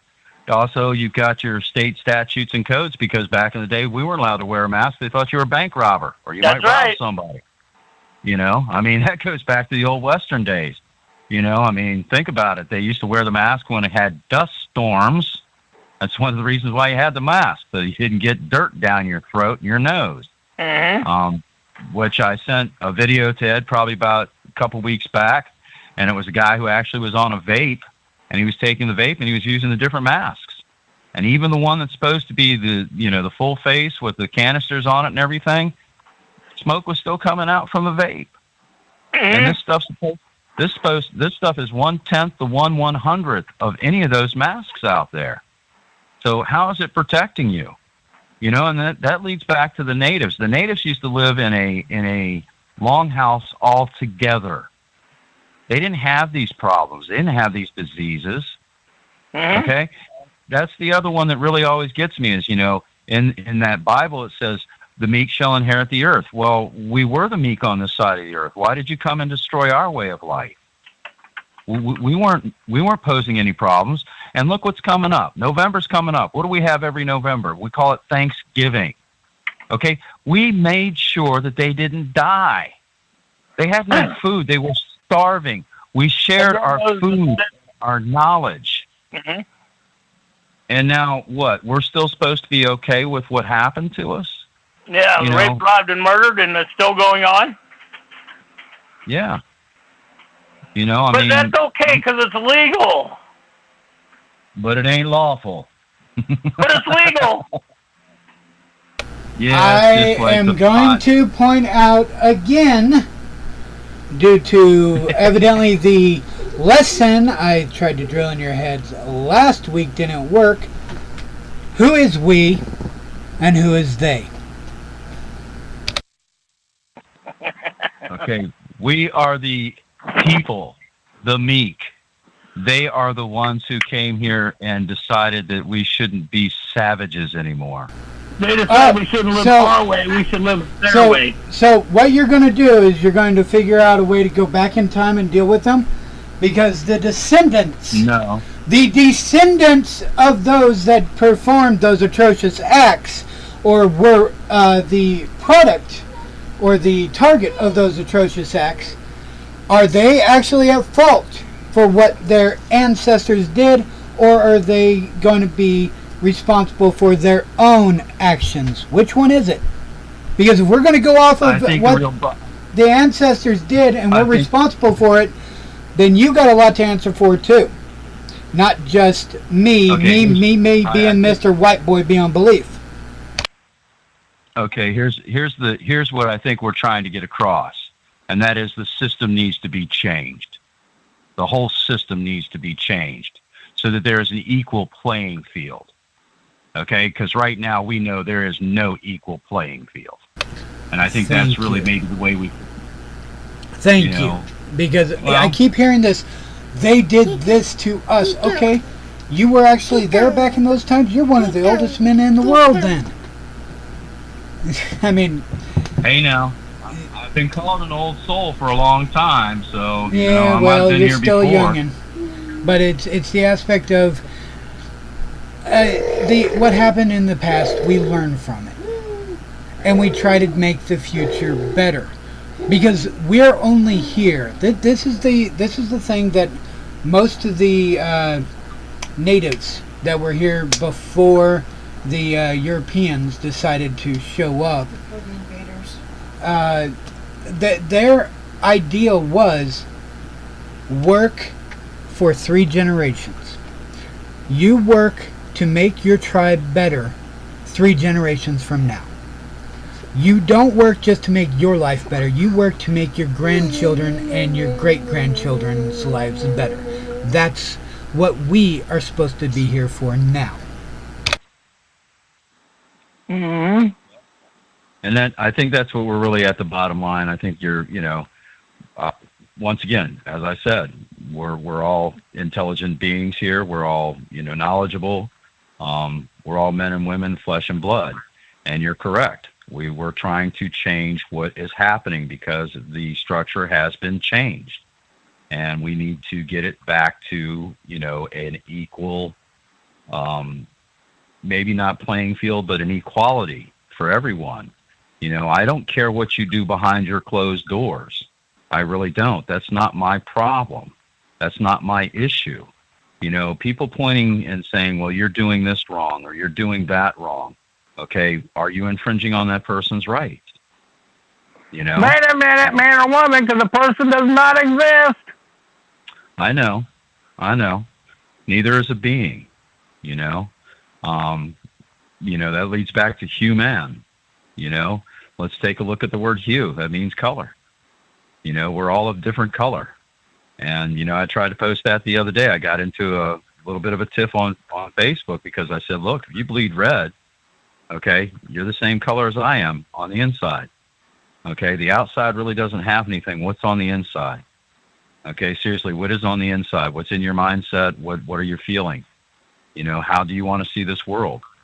And he's right. We got to think about the generations coming up. We have left them with death, a debt. Debt is death in reality.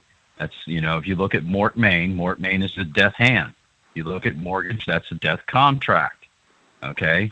Why are we leaving death and debt behind for these children or the generations coming? At this point in time, according to them, for us to bail ourselves out, it would take 4 or 5 generations. Okay. We're not going to get out of this until we change this structure. Okay. There's been enough passed around that there's no reason any man, woman, or child should be without shelter above their heads. Okay, and without food. There's no need for this. I remember when I was younger, there's starving children in China. Okay, well, that hasn't changed any, has it?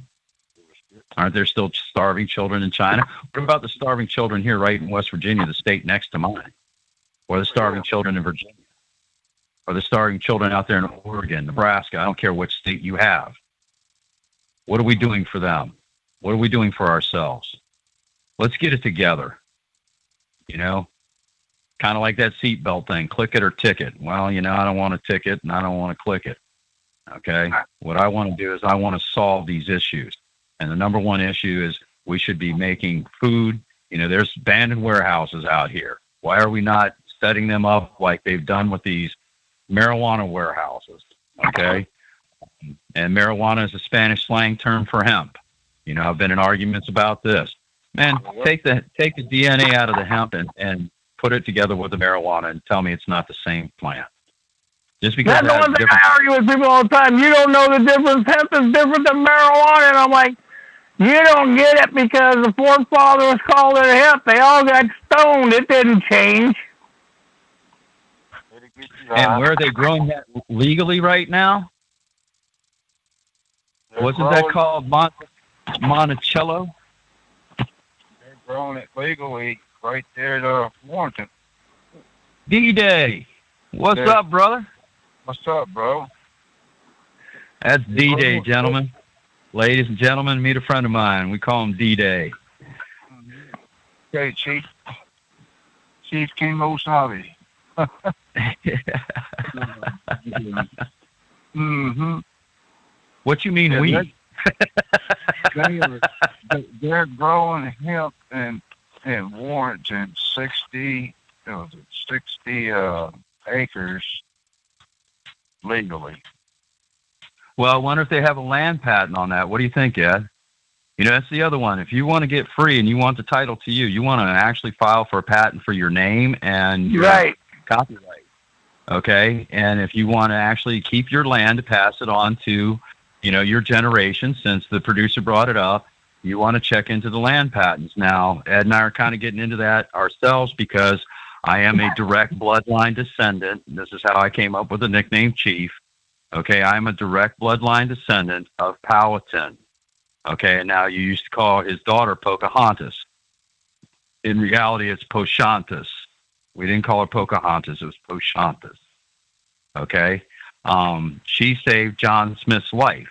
John Smith was the very first man who was accredited the land patents from the Queen of England at the time.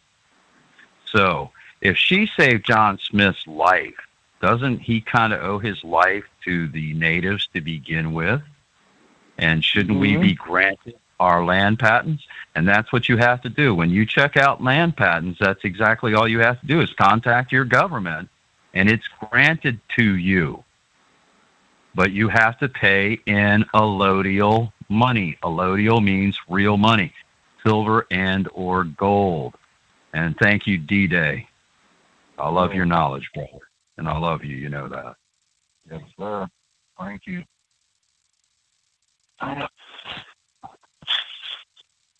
just wish they'd legalize it all where you can grow it and sell it. Theoretically, under the treaties. Go ahead, Ed. Give it to them, baby. You know, but that's the one thing that people got to get back to, the structure of the treaties. And everybody keeps going, this is the law of the land. Whose law, whose land?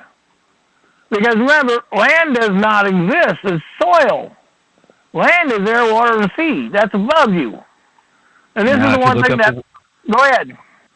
If you look up the word continent, what's the first description? Soil. Yep. Okay? And then we natives call this Turtle Island, not the Americas. Although that's a name that you actually got from the natives. So... but that's just it, you know, that's the idea, is you want to claim it as your soil. You know, this is what food grows from. Not too long ago, there was a woman who was out in Texas. She had a brain tumor, and she had, you know, some other spots on her lungs and whatnot. And she went to her grandmother, and her grandmother was like, well, that's because you all eat that pesticidal food, which causes cancer. And she had cancer, and she was one that was actually a medical study. She actually was the one that used to put things into a Petri dish and find out what would do what in that Petri dish when you put it in there. So since she was a scientist and she was studying, she took it from her grandmother, and grandmother said the fulvic acid, not folic, fulvic, okay? And what they found out was the actual soil, when it's properly adjusted, that's where you have to rotate your crops on a quarterly basis. She found out that the soil attached to the roots of these plants is some of the best nutrients that we're supposed to have in our body. Now, she was supposed to go in. They had done an exploratory on her, and she had to go back in within 6 months to get this tumor removed from her brain. That tumor was the size of your fist, okay, in her brain, and it was causing issues. She couldn't see. Sometimes she really couldn't think very well. She was getting migraines. Well, she made this elixir for herself that her grandmother gave her a recipe on, which came from the ancient days. And she used it, and when she went in there, she was scheduled to be in there for 3 hours for that to be removed. 45 minutes after she went in, she came back out, because when they went in, it was not solid like cauliflower anymore. It was like a wet paper bag. Okay, there's a book called The Exodus Effect. Okay, the Exodus Effect actually goes into CBD oil, and the fact that in the old days, in your Bible, if you go to the original Hebrew, 882 times it was in there. When they translated it, they called it dandelion. Okay, well, dandelion root has a lot of good things to it. There's a young lady named Kanetta Smith that I hope I'm not infringing upon her rights by saying her name, but, you know, she gets into the alternative, you know, spices and whatnot herself. In the Exodus Effect, they found out that if you mix certain things like nutmeg or, ginger or other things with the CBD oil, it actually takes care of some of the internal issues you have with your organs. This is what we've got to get back to. We've got to get back to nature. The FDA was taken offline in '84. So you're a guinea pig.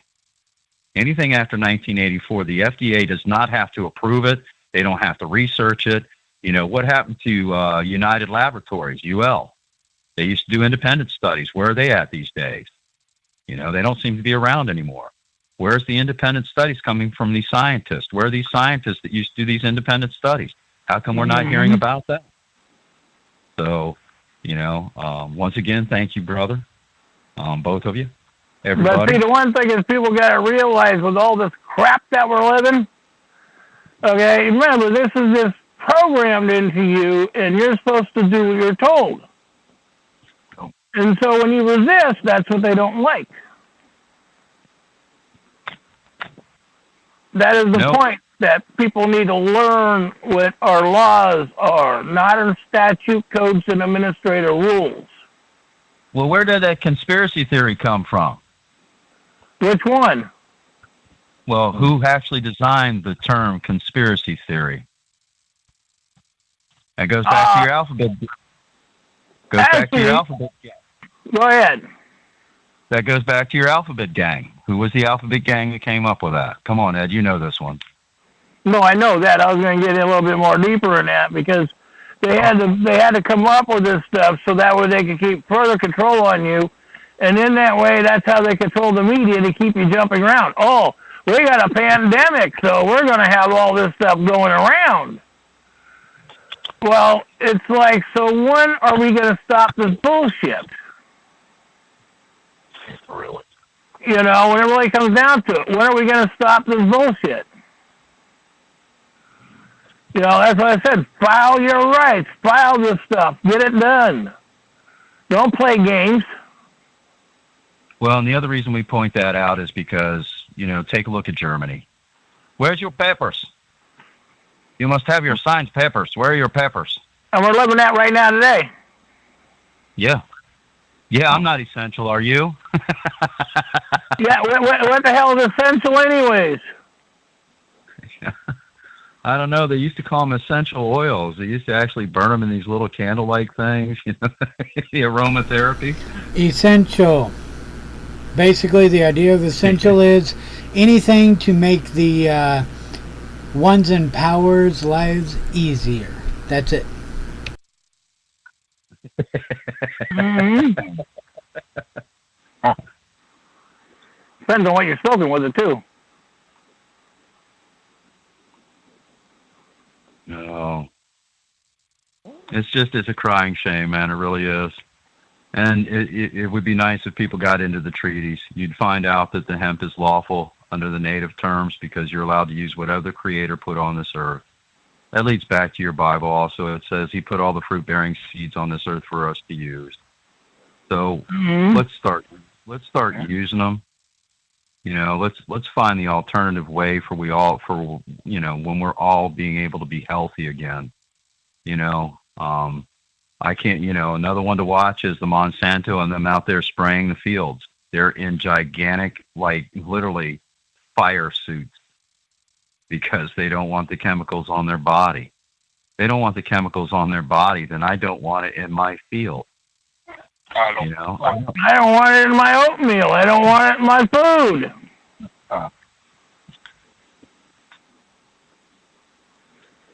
That's the one thing that always gets to me when... Go ahead. I was just going to say HEK293. Human embryonic kidney. Basically, a 14-week-old kidney, male kidney cells from a aborted fetus. That's what HEK293 is, and it is a flavor enhancer used by a lot of the major corporations that give out food. Campbell's. Nestle. Yep, Nestle's. What is that? Pepsi. Well, and then look at collagen. What's collagen made from? When you go in and you're circumcised by the doctor, that's sold to the medical, from the medical field into for your face cream. Mm-hmm. Yeah. So you putting those old cut off skin particles from the lower organal region of a male on your face to keep your face all nice and pretty, women. Huh. And then So they do it anyways when you do something. So, it's just part of life. Now, that gives a totally new perspective to facial.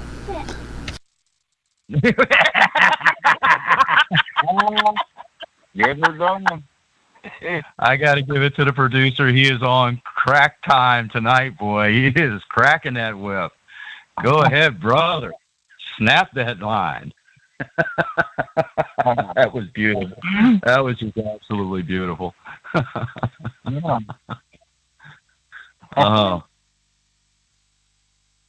Well, the sad part is also in some of your eyeliners there, women. I hate to tell you that also, but, it is what it is. It's just sad that this is, the way the world has become. Yep. I can see some of the reasons why the Mennonites and the Amish don't want to be wearing no makeup, Well, you don't know what's coming in that stuff. Well, in the old days, they used to call them ladies of the evening, and there was a reason for it. It was painted up. They used to say it's painted up women. Well, and that's what we used to call, we're going to war. That's why we call it war paint. Yeah.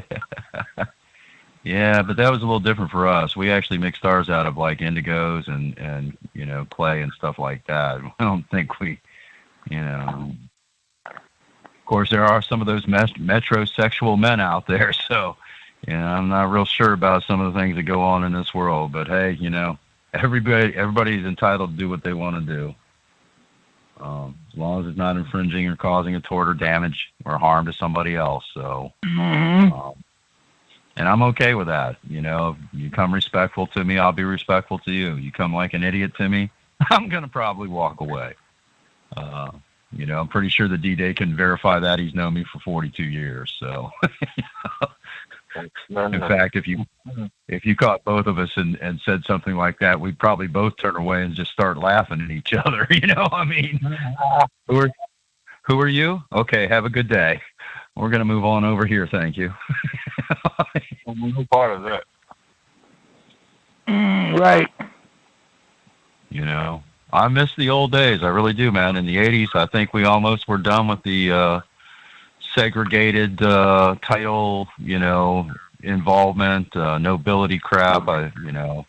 We wanted to dance, we wanted to party, we wanted to have a good time, we wanted to sit down and break bread and hear about other people from other parts of other countries and what their lives were like, and here we are now. We're all separated and divided again because that's what the Romans do. They divide and conquer. And I'm not one that wants to be conquered. I don't want to be divided. I want to sit down with my brothers and sisters. I want to break bread. I want to talk to them. I want to see what's on their minds. I want to see how their lives are going. It's like the producer said, I want to see their families grow. I lost my uncle today, so I'm kind of not in the right mind anyway. Don't really hear that, Chief. He was a Latter-day Saint. That's where I found a lot of my ancestral stuff, is on the Latter-day Saint website, Family Search. They've been at this since like 1984. So when computers first came out, I can't remember when Alex Haley's Roots came out, what year that came out, but right after that was 76. Well, shortly thereafter, my aunt started doing our ancestral situation, and that's the wife of the uncle I lost. And my Uncle Al was a very, very great man. He ran 7 banks at one point in time in his life. He taught me quite a bit about life. They weren't real happy about the way my father treated me. My father really was forced to marry my mother because that's kind of what they did back in the day, because they didn't want you to be a bastard child. No, you're not the only bastard. Yeah. This is true. But if you type in your name and your parents' names on that family search, it's going to take you back. It'll take you across the pond. It'll show you, I got back 1,540 years on my maternal side, where, 6 generations of Judea were run by the kings and their wives and some of the actual clergy for the spiritual were my aunts and uncles from back in those days on the ancestral side. On the other side, I have a conflict of interest in my family.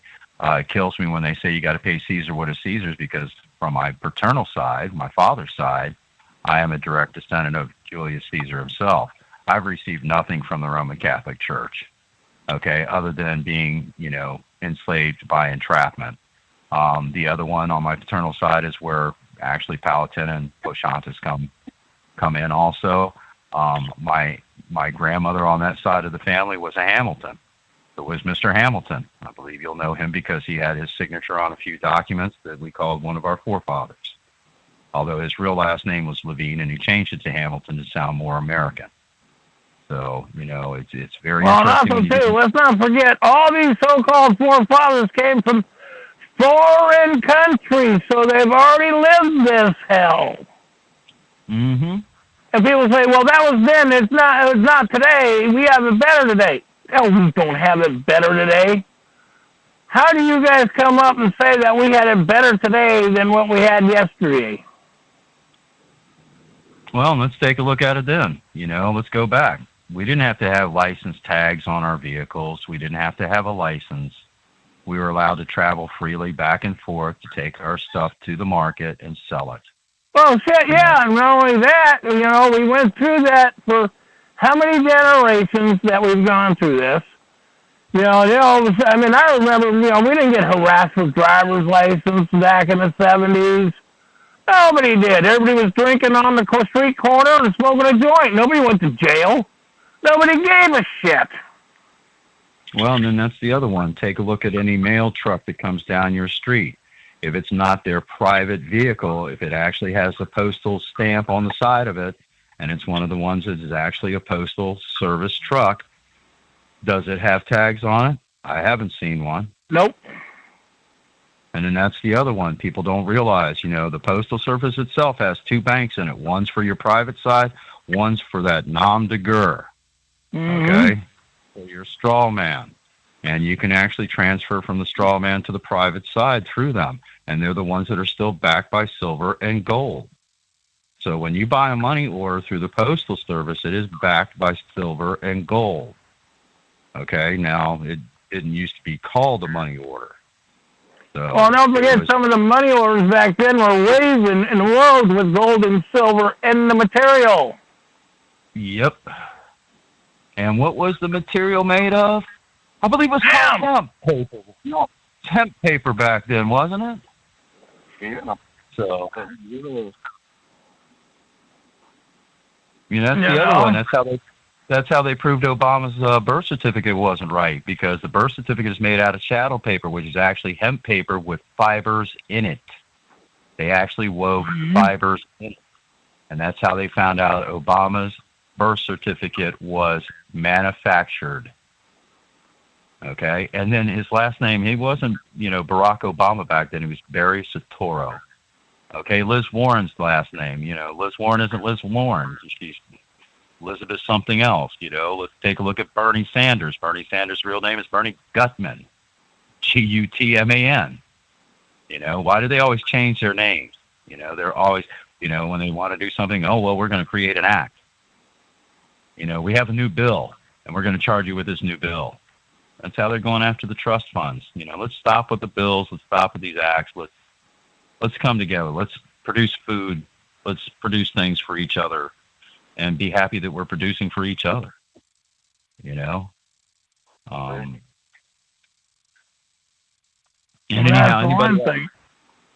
anybody else, man, chime in, stop us. We'll stop, At times.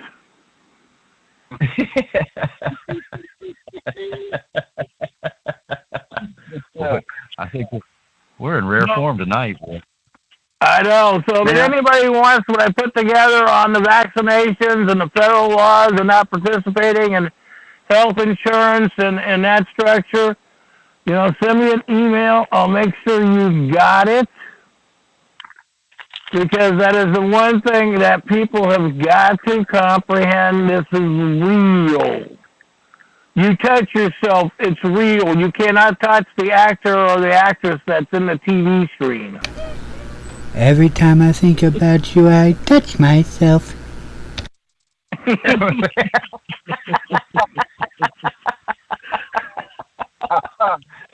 Oh my God! Oh my God! We had to cross that one.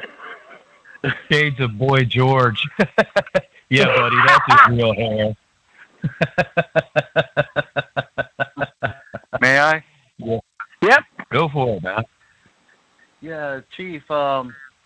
I went back and looked at my history or my family history. On my grandmother's side, all the way back on Valentine's, we're descendants from Charlemagne. And on the Bristol side, we had family members that were dukes and duchesses of the king, who gave us Virginia before the what was it? The intrusion. Yes.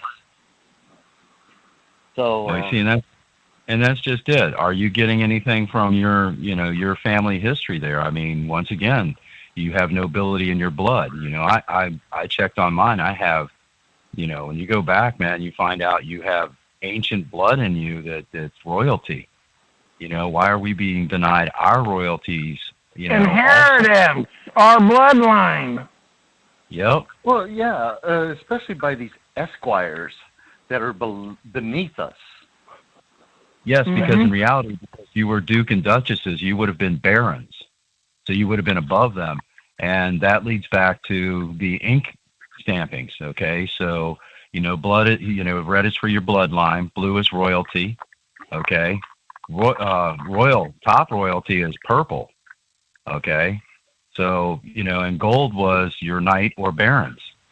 So, why are you not being able to write in gold, when it comes to things? And that's the other one, Ed and I were talking about, is the Stamp Act. Okay, to give value to your documentation, you used to have 3 holes down the side with brass rings in them because that's Admiralty Maritime and the way they did things back in the old days. You really want to shake them up in these courtrooms. Go out and get yourself a hole puncher, punch 3 holes in it, okay, and then put the brass rings in it and then tie it together with ribbon. And depending on what ribbon you use and color, shows what status you have. Okay, now I've done some kind of tricky things. One of the times I did that, I used twine, and they questioned the twine. I said, well, not always did we have ribbons on the old ships back in the day. And then that's the other one, walking the plank. You're going into that courtroom, you're walking that plank. You really are. Okay, and you're above a bunch of sharks here. That's what you're dealing with. That's probably the easiest way to describe what you're walking into when you walk into these courtrooms. And think about it. They have you on the docket. When you're born, the doctor brings you into the world. Okay? Kind of reminds me of that old song, Sitting on the Dock of the Bay. Yep. So, and, what else did you find when you were researching? That my family didn't get here until the year 1649, and so we were here before the intrusion, during the intrusion, and after it. So, and even with the Constitution, before it was signed, or before they came up with the Declaration of Independence, after the Declaration of Independence, my family has lived on this soil since then, and it starts in Virginia, and they moved to Mississippi, Tennessee, and then somehow made it down to Texas. So you also want to get that copied to prove that you've been here past 5 generations, because past 5 generations would only go back to, what, 1870, Ed? Well, that depends on your generation, because they consider a generation 20 years. So that Okay. depends if your family wasn't having your kids until they're 30 or 40. So that could be that, yeah. Well, you see, you know how I am. I go with the old school stuff. So go ahead, man. No, I was going to say, no, I've already used Ed's instrument to hang it up in the county office and left it there for 30 days, and nobody contested it. So I filed it with the Secretary of State. Also, what else? Sent it to a few other places. And so, I mean, it's documented. And I've got all, I'm the 10th. My children would be the 11th generation. Right on. Do you have a local museum? Yes. File That's the only one I need to take it to then. Yeah. And see if you can get it incorporated. Where I'm at in Virginia, believe it or not, there's a place called Pew's Run. You can look it up. At one point in time on the other side, I have two sides of the family, you know, from Powhatan and the Pew family. We owned basically 19,640 miles of land. Now, here's the fun part with mine, and this is why it's taking mine a little bit of time.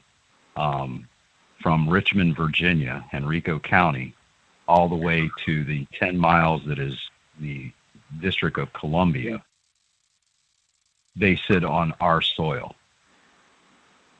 And since that contract with Powhatan has been proven by one of their own bar members who was also native, that the contract was null and void because they kidnapped Pocahontas. And they held her for one so they could get a contract. So see, and I was going to say now, see how that overlaps?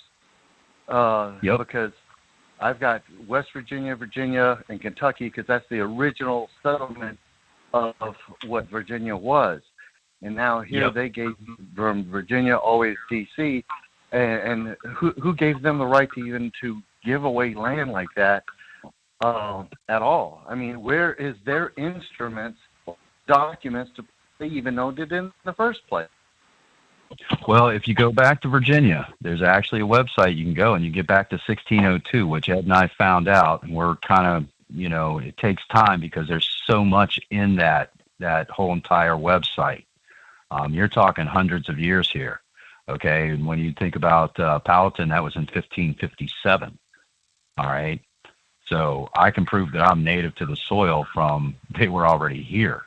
We married into them because of the fact that when we came over here, and mine leads back to the early 1600s, 1635 to 1678 itself, and my family did the same thing. We even found out that we snuck over on the Nina, and 12 of us were busted for pilfering. They stole food. And when we got here, we got locked up in Plymouth Rock. We were actually locked up in the jail. We got lucky, though, because back in those days, they didn't have concrete with a stone. They did it mud. And a lightning bolt came down and blew the jail apart. So my ancestors escaped from the jail before they were caught. They didn't escape. They just walked freely out because the Creator said, leave. God said, let them be free. Yes, he did. He most definitely did. Now, the funny part is I come from the 8 with the black sheep side of the family. The 4 that were recaptured actually had to rebuild the jail. And then they became constables.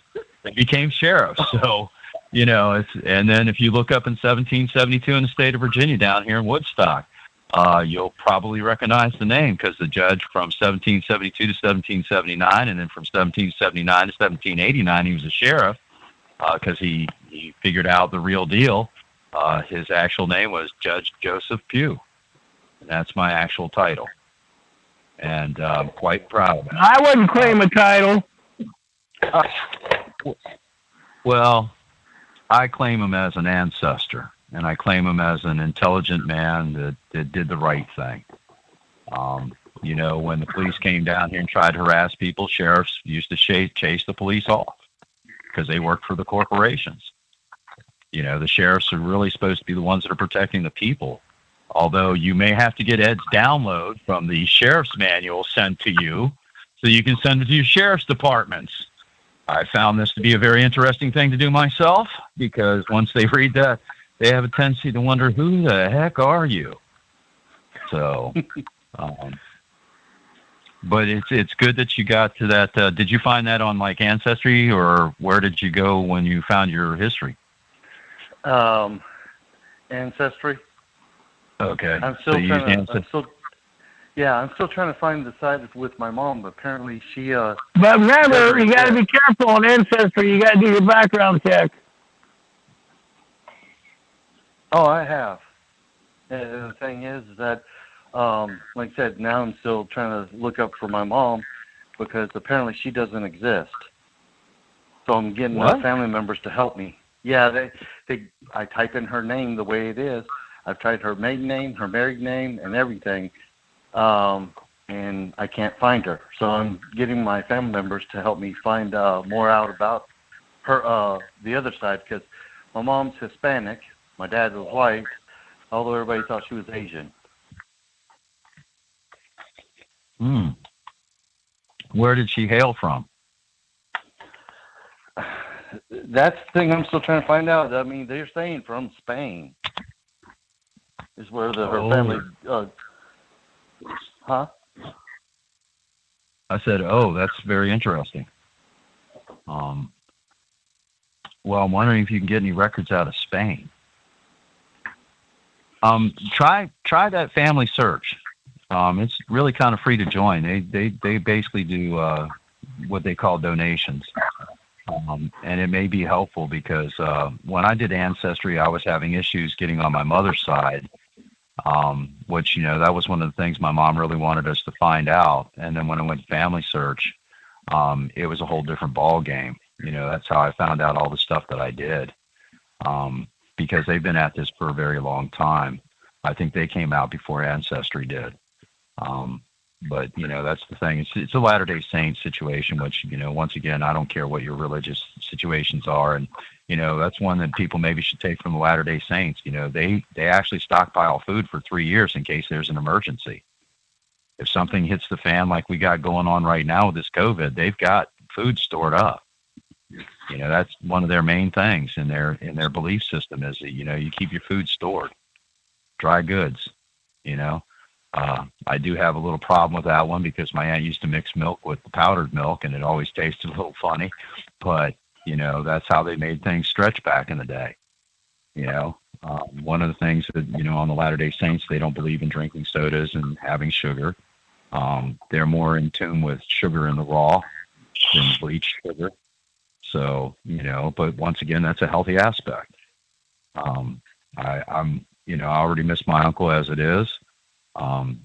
He didn't do well towards the end there. He ended up with dementia. But the man taught me quite a few things. My whole cousins, my aunts, all of them are wonderful men and women.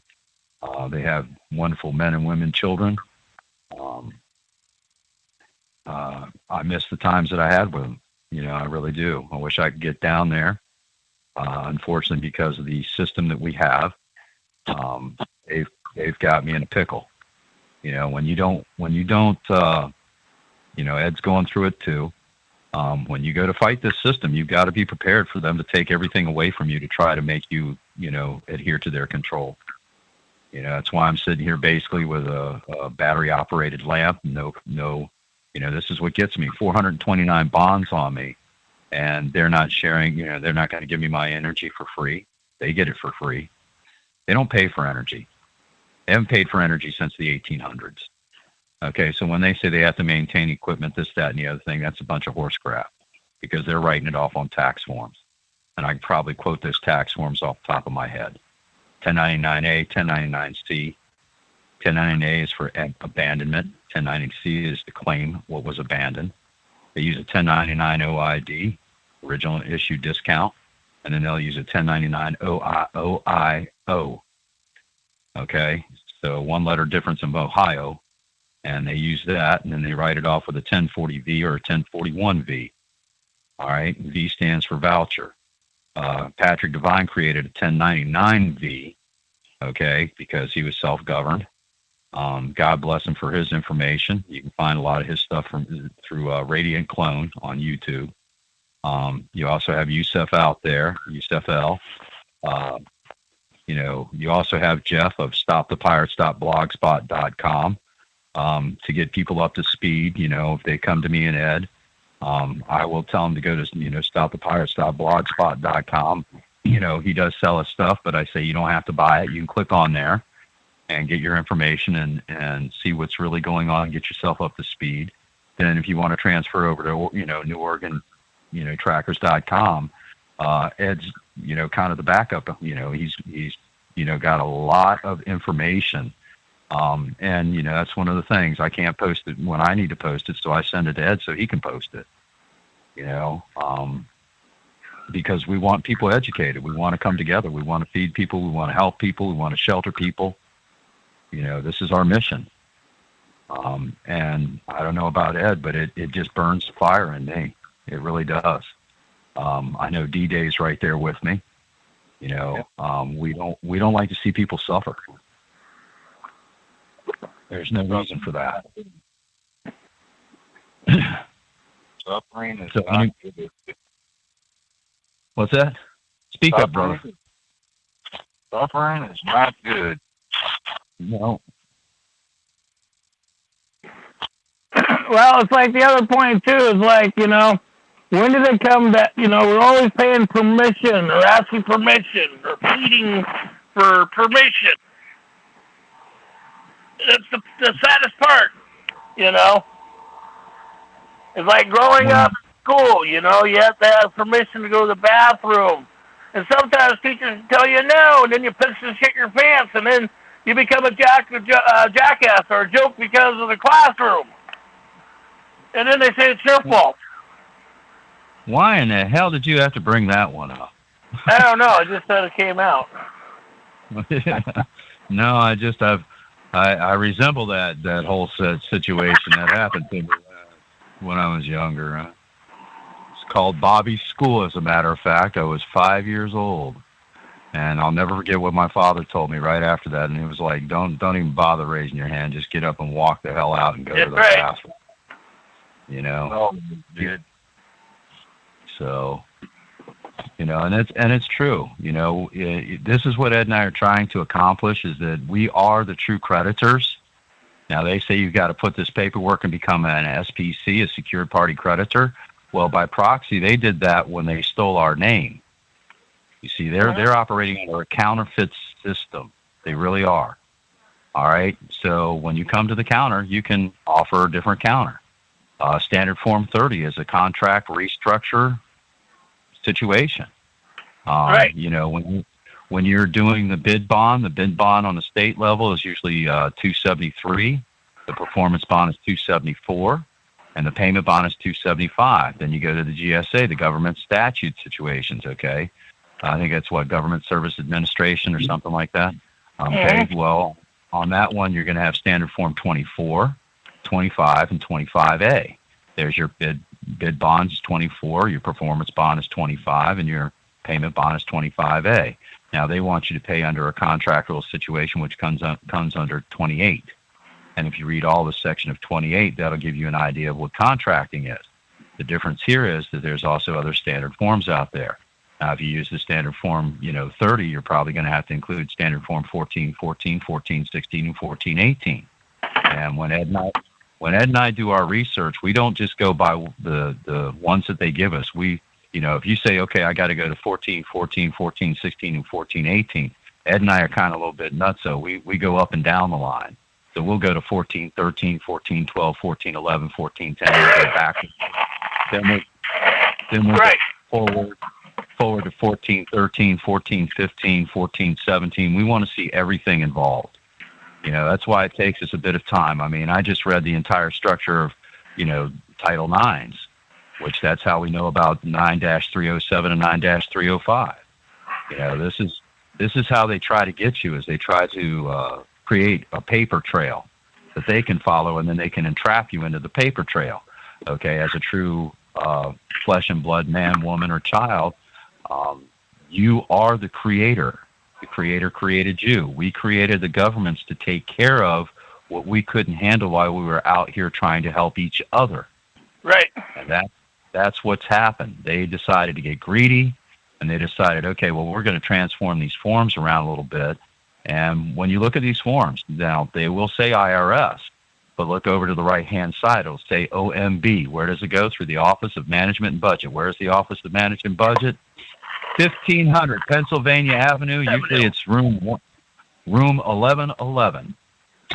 And I believe Steve Munchin is the man in charge of all that these days. Is he not, Ed? I believe you're still in the fact there. So, that's the situation. Is we're trying to get it so that we can actually use our trust funds. We're not coming as belligerent or combatant. What we're trying to do is, become equal. If we're supposed to be truly equal, then we should be able to use these trust funds because there is no money, and we should be able to go ahead and extend our credit to who we feel is necessary for the credit.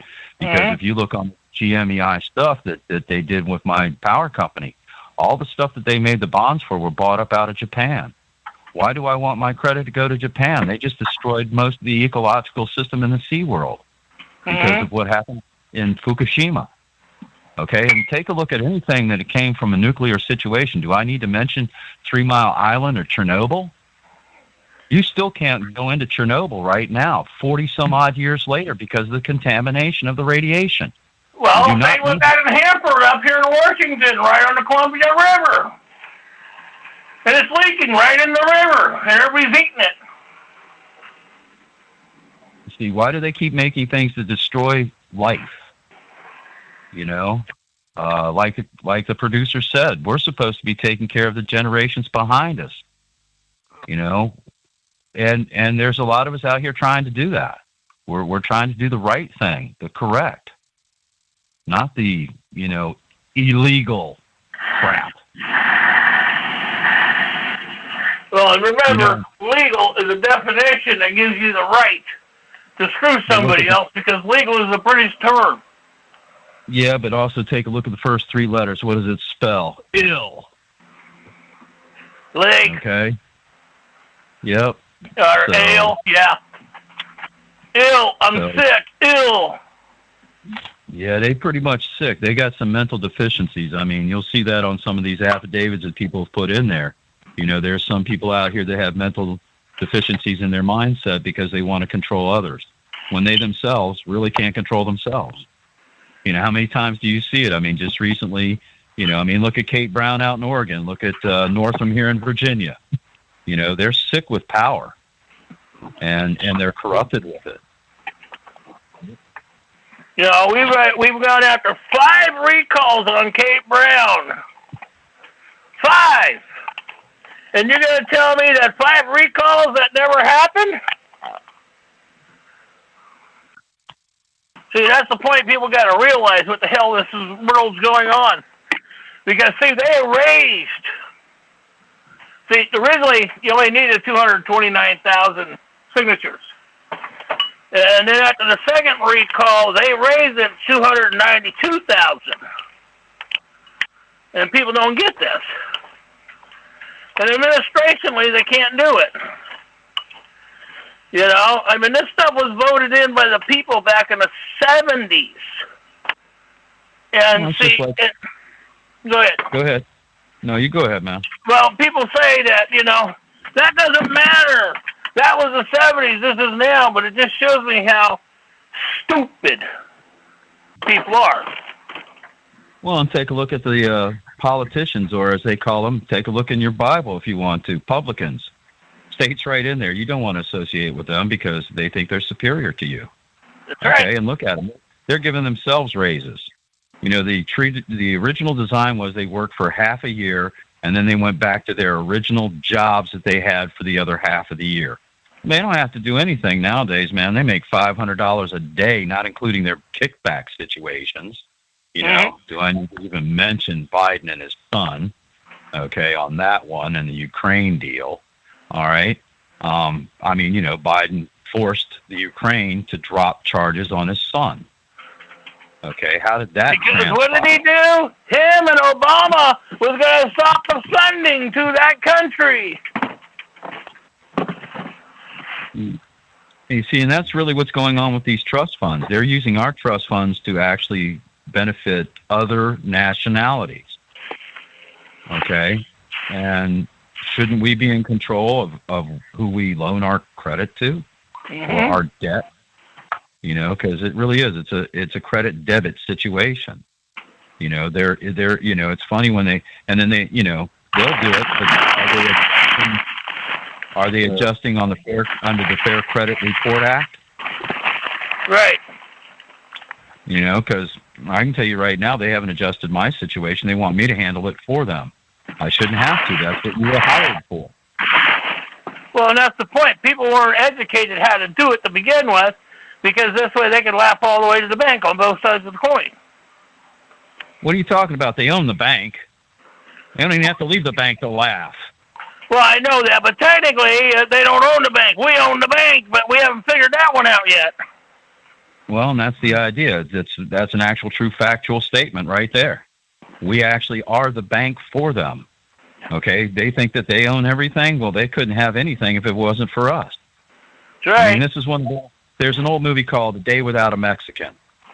If you watch that, it's a very good movie because nothing happened. Nothing was moving forward. Nobody could get anything done in that movie because there wasn't somebody to do it for them. They couldn't do it for themselves. You know, and look at what's going on with the COVID. Now the COVID-19's come out, suicide rates are up. You know, now you got 50 million people out there and they're signing this paperwork not knowing that they're extending their credit to the government to use to hand out to whoever they want. And, you know, I know the man in the Oval Office is trying. You know, I don't like the controversy going back and forth between the parties. I don't really care because they're Republicans. You know, once again, who actually murdered Christ? You know, if you take a look at that, publicans murdered Christ.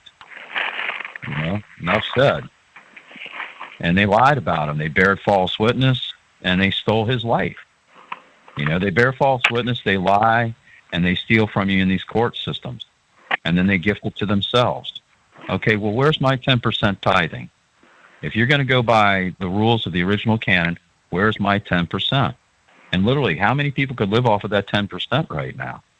You know, how much better would your life be if you knew how the system really worked and how it would benefit you and your family? Okay, they trade you at $2 million per shot. When you go into a courtroom, your court case is worth $2 million. Where's my $500,000 at? Where's my 25%? Where's that 25% of the original design of House Joint Resolution 192, Chapter 48, Statute 48, Section 112, Public Law 7310? Where's my 25%? I don't care that you use my credit. I don't care. You know, I would rather you come to me as a man and say, this is what we need from you. How do you feel about it? But there's no meeting of the minds there. Well, there's no men either. They're all little boys. They're persons. Per-sons. Think about it. Per se means what in legis?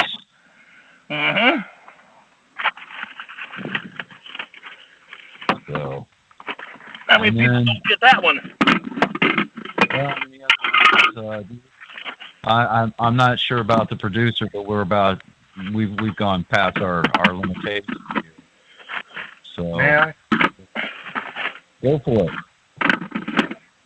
Yeah, I was gonna say, you know, a little while ago, about 30 minutes ago, you gave me a headache. Now with both of y'all, I'm getting a migraine. Well, it sounds like you gotta go drink something then. No, it's all this number 13, 15, 14, 12, 10, and then all this other stuff is so fast, I'm having a hard time comprehending. Once again, we apologize because Ed and I have been in courtrooms, and like Carl Miller, as I was discussing before, you're in a courtroom, man, you got to make sure that you're rambling on as fast as you can so they can't interrupt you. Because that's one of their designs. That's a psychological program that actually came from Freud out of Russia. Yep. Okay, and if you actually look at, believe it or not, what was his name? Was into that health situation for a while. What was his name? He did a psychological situation. damn, I hate when I have a brain fart. You like talking that. about Theory guy or Tim Little or? What's his name? It did. Oh, come on, it's right on the tip of my tongue. He died early, but he was like a health nut.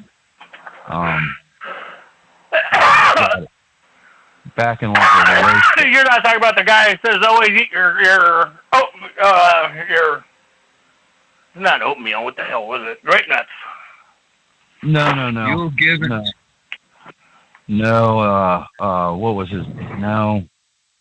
Damn it! It's bothering the heck out of me right now too. Because he actually did. He did a health thing, but he also did a psychological when he did the health thing.